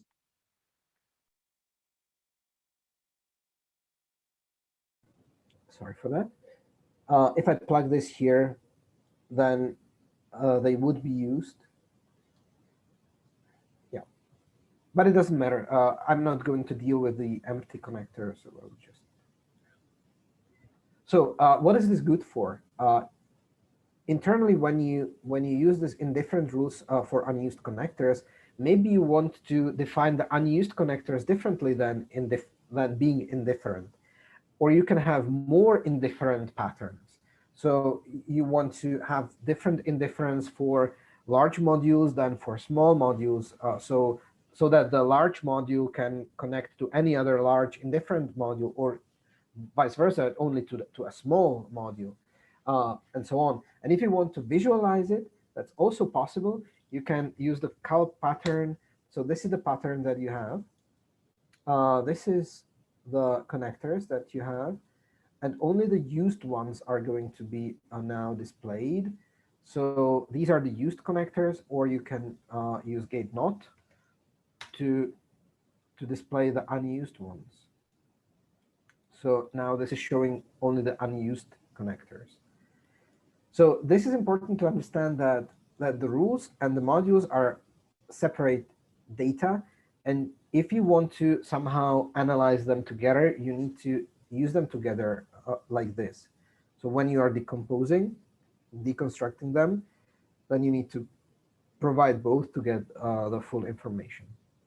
So I now have these, and I know which ones they are, and I could manually assign them to be indifferent, for example, but I already have a convenience component here that does it for me automatically, but maybe I want to do something else with it.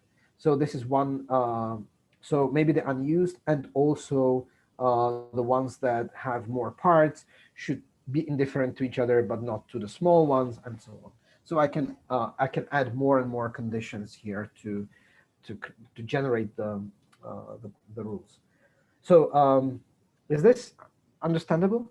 What am I doing here? Like, what is it? What is this good for? All right, I will move on a little.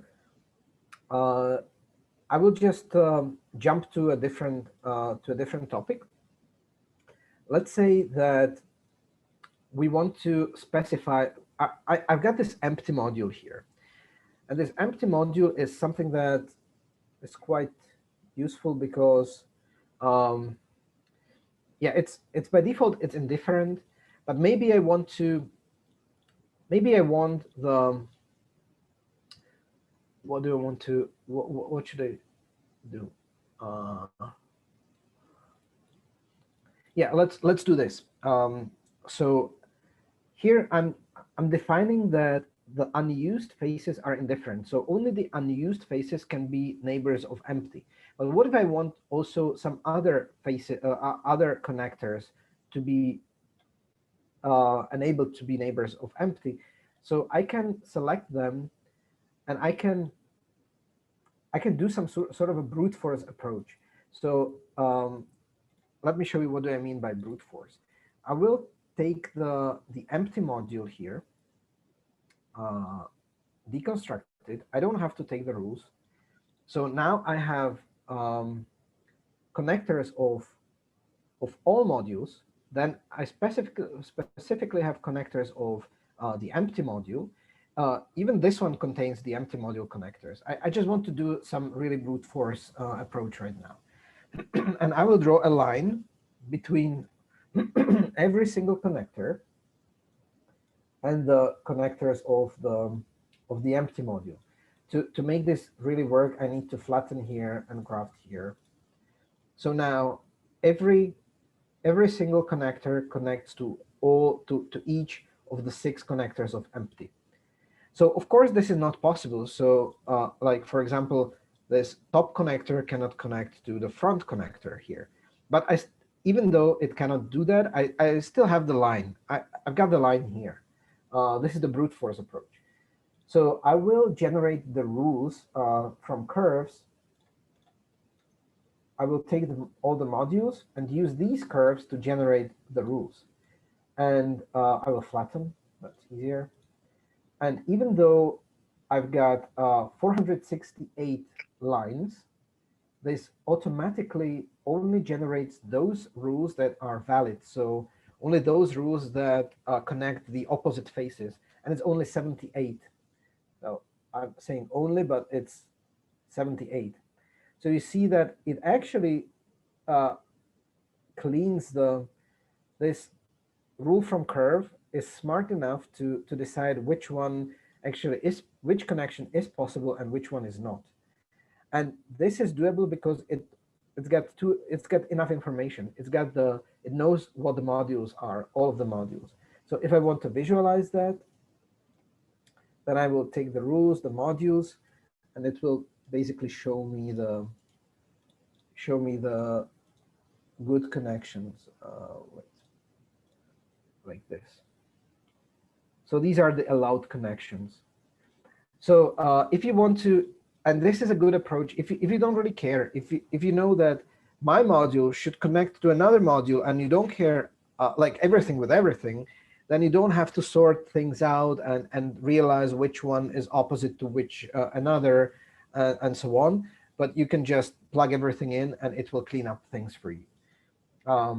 This is also true, like this cleaning up approach is also true for two more components that we've got here. One is called collect rules. The other one is called unwrap rules. I know that you used the collect rules with Christina recently, but I will just explain a little bit what is it about. You might already know, but I will just repeat. So collect rules is meant for, so if you have like duplicate rules or invalid rules or rules that yeah wouldn't work, then this cleans the list for you and sorts the rules. That's another nice thing, that it's somehow unsorted here. And if I plug it here with all the modules, then this is some sort of a cleanup for the rules. So this is the original order, and I will just show you what is on the output. Okay, it didn't change, but yeah. It's probably already sorted here, but it should somehow sort it and remove those that are for some reason invalid. Because for example, what I can do is I can define a rule that obviously wouldn't work. So for example, empty 0 connects to empty 2, which is a nonsense because it cannot really work. So it's not here. So it's been removed, but it automatically adds in different rules for the invisible out module. So this is a cleanup for bad rules. But also, what it does, it allows you to make to define disallowed rules, and the disallowed rules are quite useful. So you forbid certain neighborhood of certain two modules. And how does it work in Monoceros? For the solver, you only have rules, and that means those are allowed rules. So anything that is not in the collection of allowed rules is automatically disallowed. So what we do here is that you can define certain rule and say this one is going to be disallowed, which makes sure, and this component makes sure that it's removed from the allowed rules if it is there. If it's not there, it's just ignored. But eventually you end up, the effect of this is that you can forbid certain neighborhoods. And that's what you've been doing in the previous example. And when this can happen, I will go here. So these are all the rules that I have. Just let's ignore what was here before. So this is the original setup. Now these are all the rules that go into the solver, and it gives me this solution. So before it enters the solver, that's the good time to do it. I can now all the horizontal ones, the red and green ones, are indifferent. So any red could connect to any opposite red, and any green can connect to any opposite green. But maybe I just want to say that I don't want these two to be neighbors. And they are both indifferent. So what I can do is I can define a rule. I will just bake this to make it easier for me. So I can define a rule like this. So I will draw the rule. I will create a rule as if it was positive, as if it was any other rule. So I will do explicit rule from curve. This is the connection curve. This is all the modules. And this tells me this is the rule. So like this. So module 11, that's correct. Connector 3 connects to module 10, connector 0, that's correct. And I want to forbid this one. So I plug it here into rules disallowed. And as an output, it gives me a list of all the rules as they were before, without this connection rule. And how does it work? The rule was there because it came from the indifference.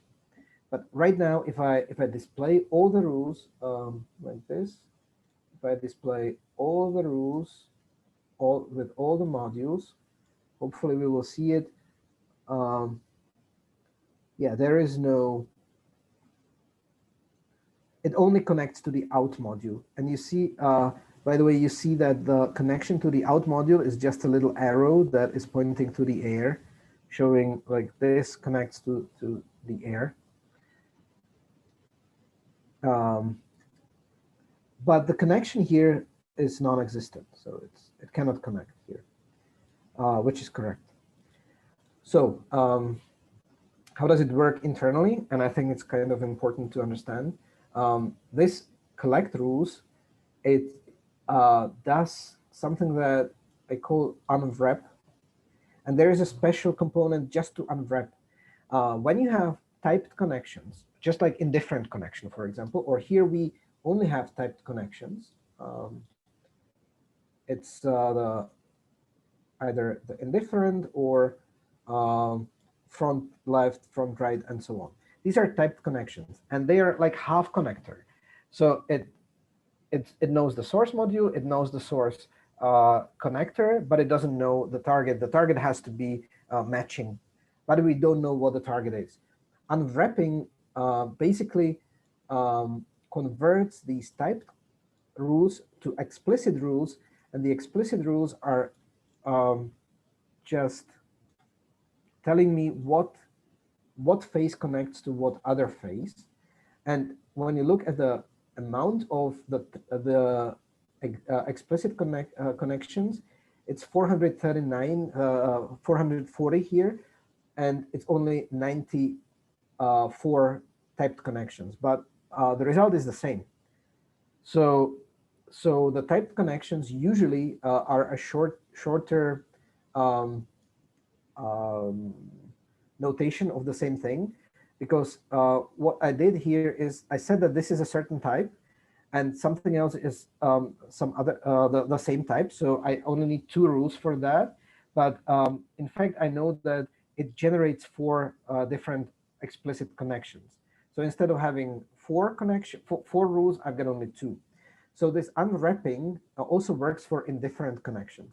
So at the end of the day, it unwraps all the typed connections, including the indifferent connections, to the explicit connections. And that also happens inside of the solver. You can do it manually. I thought it's a good idea to make a component for that, but I actually still haven't found a, oh yeah, I've got a use for that. I do have a use for it. For this, just one. So it's not that much useful, but it's a little bit useful. But the same thing happens here.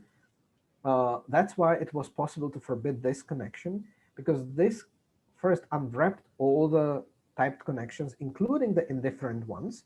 So one of the indifferent connections was this one, and it was removed from the collection of allowed rules. So if I plug this here, then I make sure that these 2 are never going to be one to another in the solution.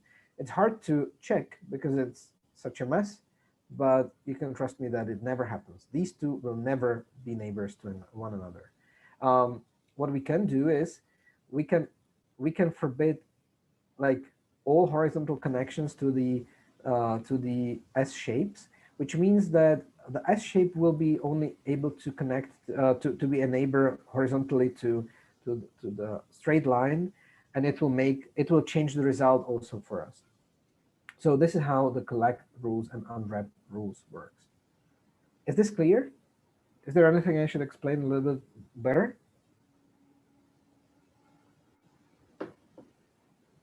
Are we all good? Okay. So I will continue with the deconstruction. So we've been deconstructing the module. We can also deconstruct a rule, which I don't know, which is not so useful maybe. But at that point, we need to know whether a rule is explicit or typed. So if I have an explicit rule,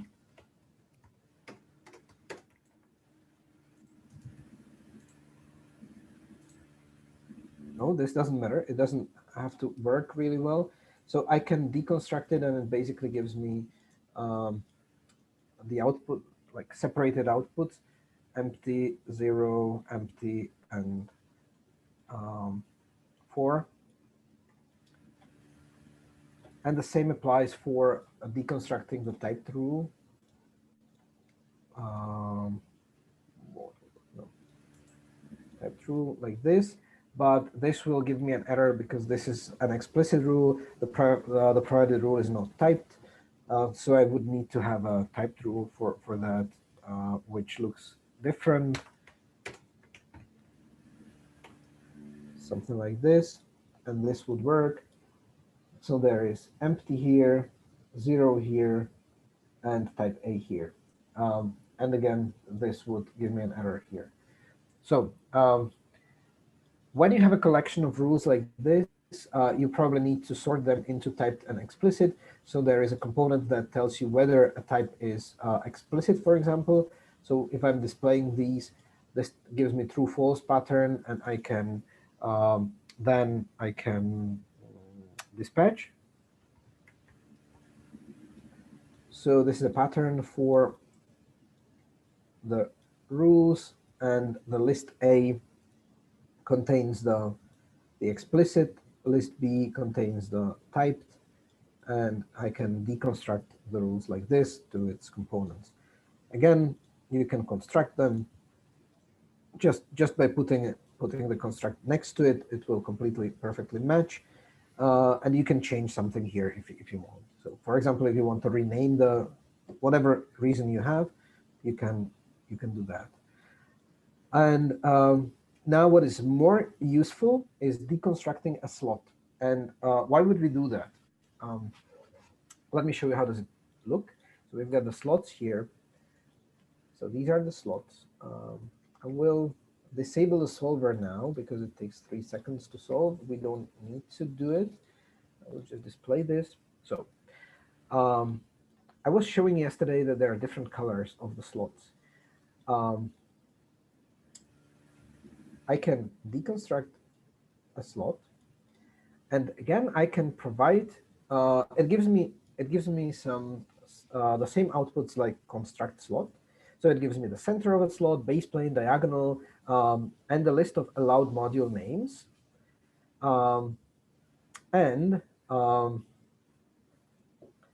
This is this will be interesting here. A list of allowed module names here. I've got a lot of slots. This is empty, and it's empty because I created this to be all the slots to be able to contain to place any module, and any means that it doesn't really know what modules it allows to place, because at this time I didn't know what the modules are. I only know it here. Actually, I've got all the modules here, and when I created the slots, I didn't know. So that's why it's empty, but it also tells me that it does allow all modules. So this is good to know. If they are wrong, if they are contradictory, red here, it means that they allow nothing, and that's bad. It means it's also invalid. So if this is true, then this is invalid.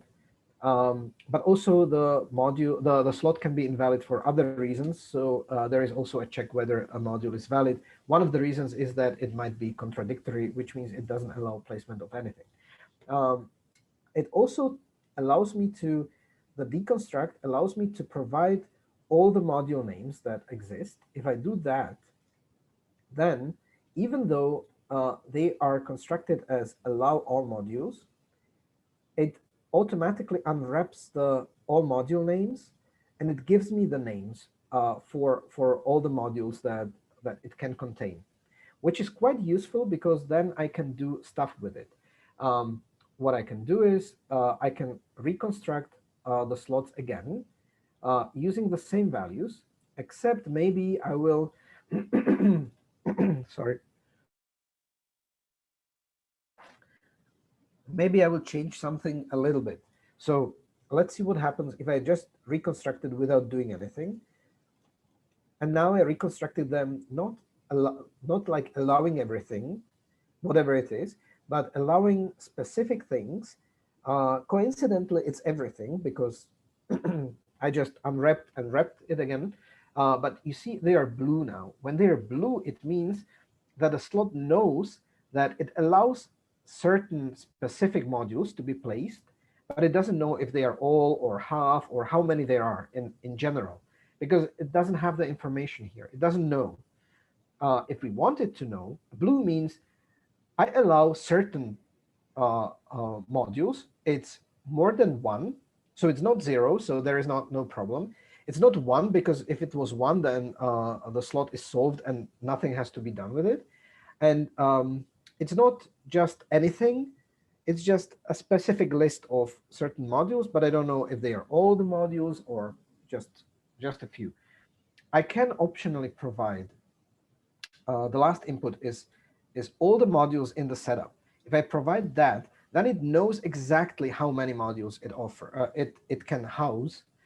And in this case, it knows that the listed names are all the names. So now they are white again. So now it's perfectly informed. It knows exactly which modules it allows to place. It knows their names, and it also knows that it's all of them. Now, let's make this a little bit more useful, because there is a couple of things that is happening when the slot is constructed. Therefore, the slot itself is a little bit better informed than just the input data. So we can do a couple of things about it. One thing we can do is we can ask whether slots are on the boundary of the envelope. On the boundary means on the outer layer. So I will input the slots, and this calculates whether the slot is on the boundary. It gives me true or false pattern, and I also can specify how many layers on the surface I want to identify. So I will only identify one layer. So if I do that, I can use dispatch,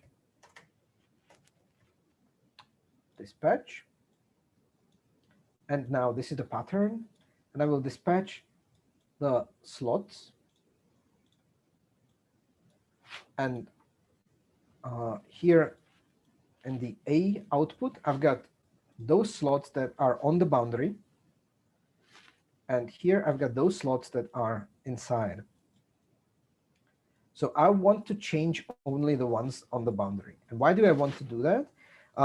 That's another way how to, I did specify before that only the straight lines can be on top and bottom. That's one way how to define what should be on the boundary, because only these are allowed to be neighbors of out. But I can also do it different. I do another thing. I can specify it manually in the slots. So I can say the boundary slots, they can contain only specific modules. And I can say, let me see what the modules are. They're called module 1, 2, 3, 4. So I can deconstruct these. I will just do it like this. I will deconstruct the boundary slots. And manually change the allowed module names to my list of modules.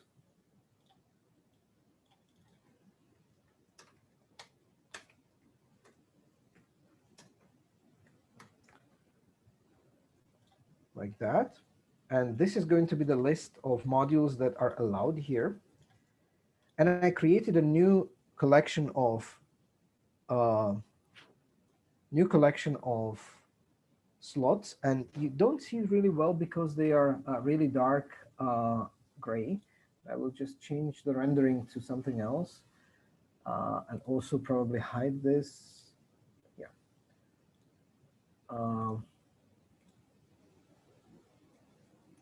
No, but yeah, it's slightly better.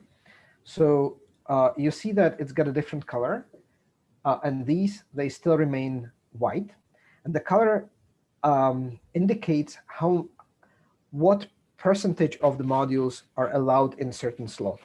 So while the white ones, they allow placement of all the slots, the gray ones only allow certain slots, and it's actually 1/3 of the slots. That's why it's almost black. If it's black, then then it allows exactly 2 modules to be placed. So now I've got a new collection of slots. So I will just maybe put them together, either merge or weave. If I do weave, then they will be sorted in the same fashion as they were before. So this is stream 0, this is stream 1. Now they are going to be sorted the same way. And now I've got a new collection of slots. Oh yeah, this is okay. I need to flatten here. Sorry for that. This takes ages because now it's way too many.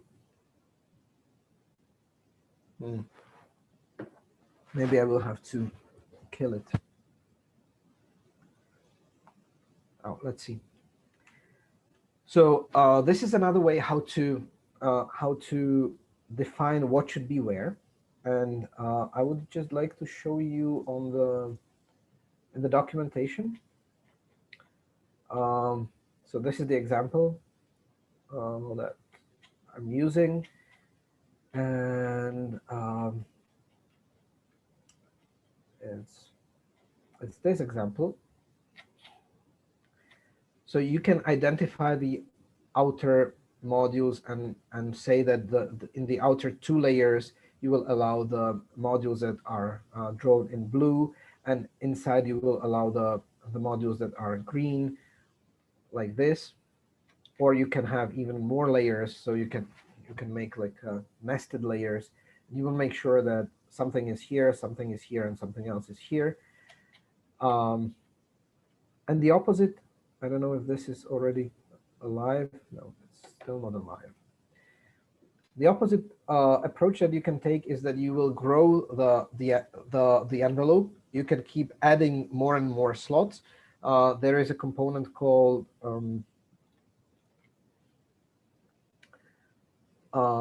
add boundary layer. It's this one, add boundary layer, and it defines new central points for slots. You need to create the slots, construct the slots manually then afterwards.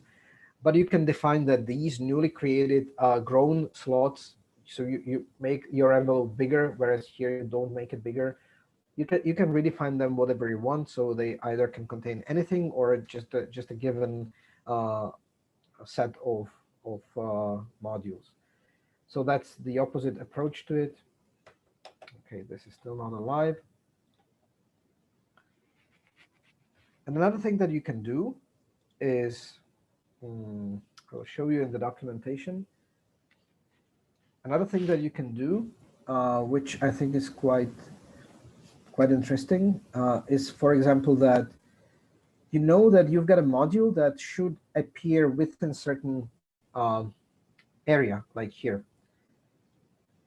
So inside of this sphere, you want certain module to appear and not to appear somewhere else. So you can deconstruct the existing slots, check their central points, whether they are inside of the sphere. If they are inside of the sphere, then you will reconstruct those slots so that it doesn't or does contain a certain module, and reconstruct the rest so that it does or doesn't contain that certain module. It's actually, the whole definition is here. You can even download it. You can also do the same thing for some attractors. So the slots that are close enough to an attractor, they allow something or not, or disallow. Or you can make something that I call roulette. So you by chance distribute the possibility that something can be placed somewhere. I will show you here. So it goes vertically. So module 1 has a higher probability to appear in slots on top and lower probability to appear on bottom. And this is still not a solution. This is something you pre-process your envelope so that you know that there is no chance that module 1 will appear here because it's not allowed. And it's more and more slots allow the placement here. It doesn't mean that it will eventually appear there, but it's forbidden to appear here. So it's still binary, yes or no. And the no is definite, and yes is a probability. And you can distribute the probability however you want. And I'm showing different approaches to this probability here in the examples. And cool, it is alive now. I will just flatten and run again. Okay, so now I've got a collection. This is what I was doing before it almost crashed. Well, plug it here. I will save it as exercise 3. And when I run the solver, what I expect to happen is that on the entire boundary, I will only have the vertical lines. Well, not that I expect, but that's the only possibility.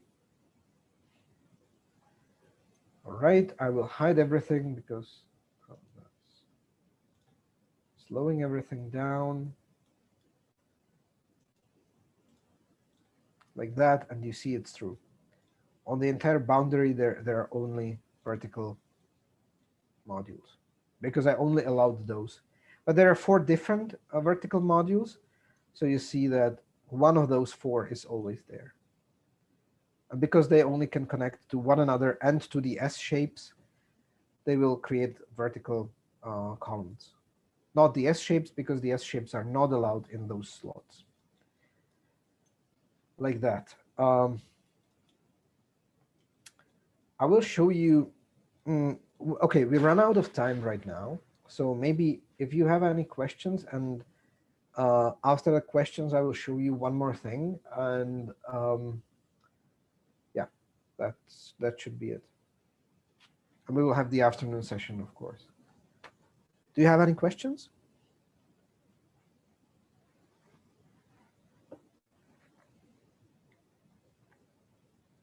Anyone? So it was so clear, everyone. Catch it. But maybe will you share the files via chat, or that maybe during the break the guys can go through it? Yeah, I will share the file. It works with the original Mondieu file that I gave you yesterday, and maybe you can put it into the Google Drive. Yeah, I will. Yeah. I'm not really using the Google Drive, so yeah, we'll do it. Okay, cool.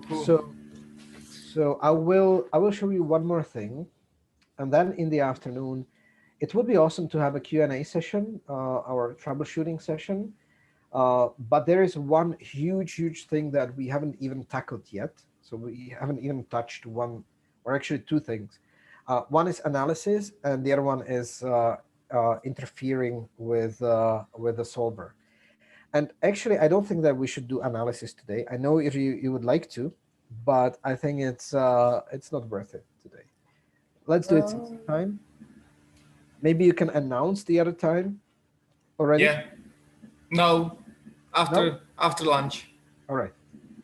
So I will show you one last thing here before we take the long break until 4 p.m. And it's a short thing, so it should be okay.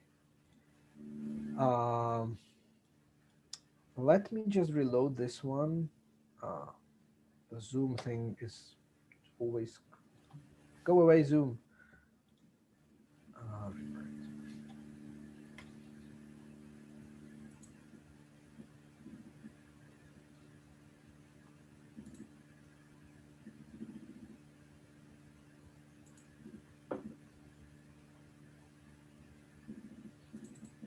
Okay, now it's slow because the envelope is bigger in the original file. So. Okay, but it still works, even with the original file. So I will just disable the solver. We are not going to use the solver in this example, in this tutorial at all. So let's have a look at the modules that we have, like this. So these are the modules. And we would like, if you were participating in the previous wave function collapse workshop, I was showing you that you can actually display something like a catalog of all possible couples of connections. You can do that here as well, but it's just like everything here, it's more advanced. So if you think about what a catalog is, it's basically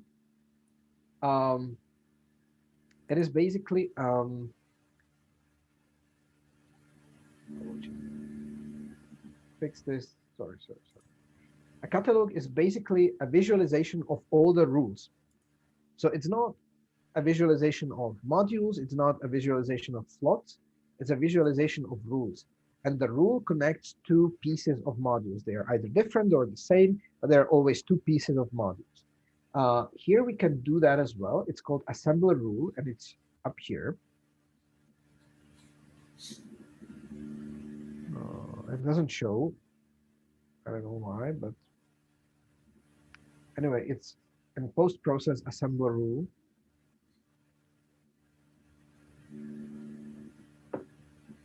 So, and what does it actually do?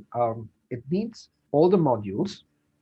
It needs one rule that it should visualize. The rule has to be explicit, because the reason why it has to be explicit is that an explicit rules only connects two modules. A typed rule could be, well, you need to have at least two rules. So it's typed rule is a half rule, and you need to have two of them that create one explicit rule. So one is bound to one module, the other one is bound to its neighbor module. The easiest thing is to unwrap all the rules, so that you make sure that all the rules are being explicit. So now I've got a list of, I will do it with these rules because I don't want to visualize the indifferent rules. Like that. And so here I've got 48 rules. I will pick one. For example, number 15. Let's see whether number 15 is a nice one. By that I mean it shouldn't be a connection with an empty module, because we wouldn't visualize that. So we've got this rule, which is cool, and I plug this here. And let's have a look at world 0, 0. Well, it's kind of module 1, 2. Oh, cool. I've just realized that this doesn't work, so I need to fix this one. But good to know. Anyway, let's see if I can fix it some other time. But anyway, you need to define a plane where the two modules will meet. So you are actually putting connector from one module on the bottom of the plane, and the other connector to the top of that plane. So you need to define a plane, and it's 0, 0, 0 at the beginning, like by default the world origin. And I just want to do it somewhere else, so let's do it in minus 400 0, 0, so that it's not interfering with anything, and it should be here. And you see it did visualize something, but I just realized that this is wrong, so I need to fix this somehow. Yeah, so the visualization doesn't work, but basically the reason is that it doesn't flip the other module properly. So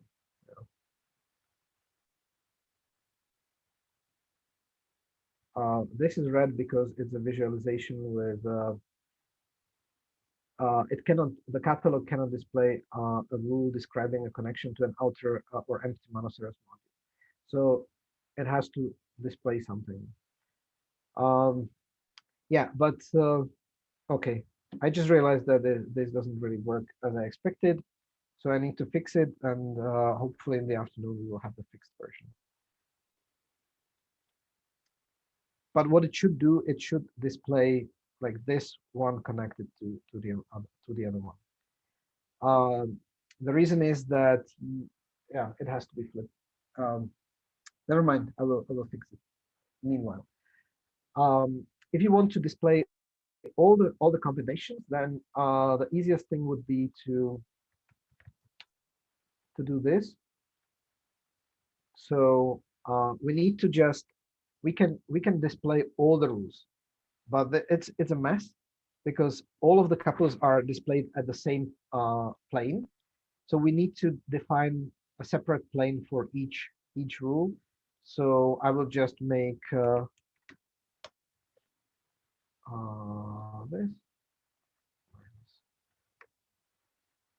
So I will just create series that will generate the base planes. Construct point. This is the x coordinate. The number is the count of the rules. So this actually gives me, let's see the panel. This gives me planes or points where the rules should be visualized. And maybe let's make this 200. I will plug it here, and we will see that something goes wrong.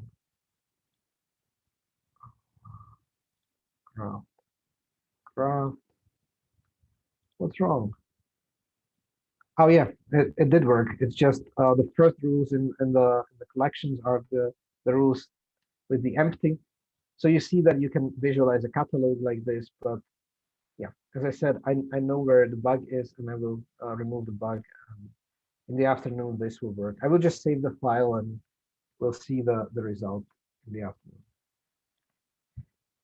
But if it worked, would it be clear for you what is happening here, and how can this be useful?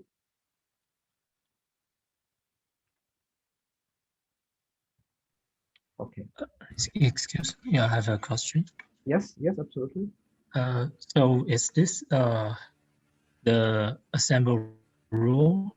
Is that help us to preview the result between each module? Is that? Yes.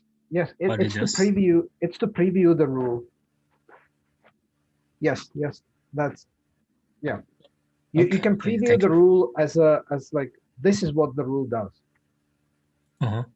So by doing so, we can check if there is something that we don't want it to happen, so we can fix it.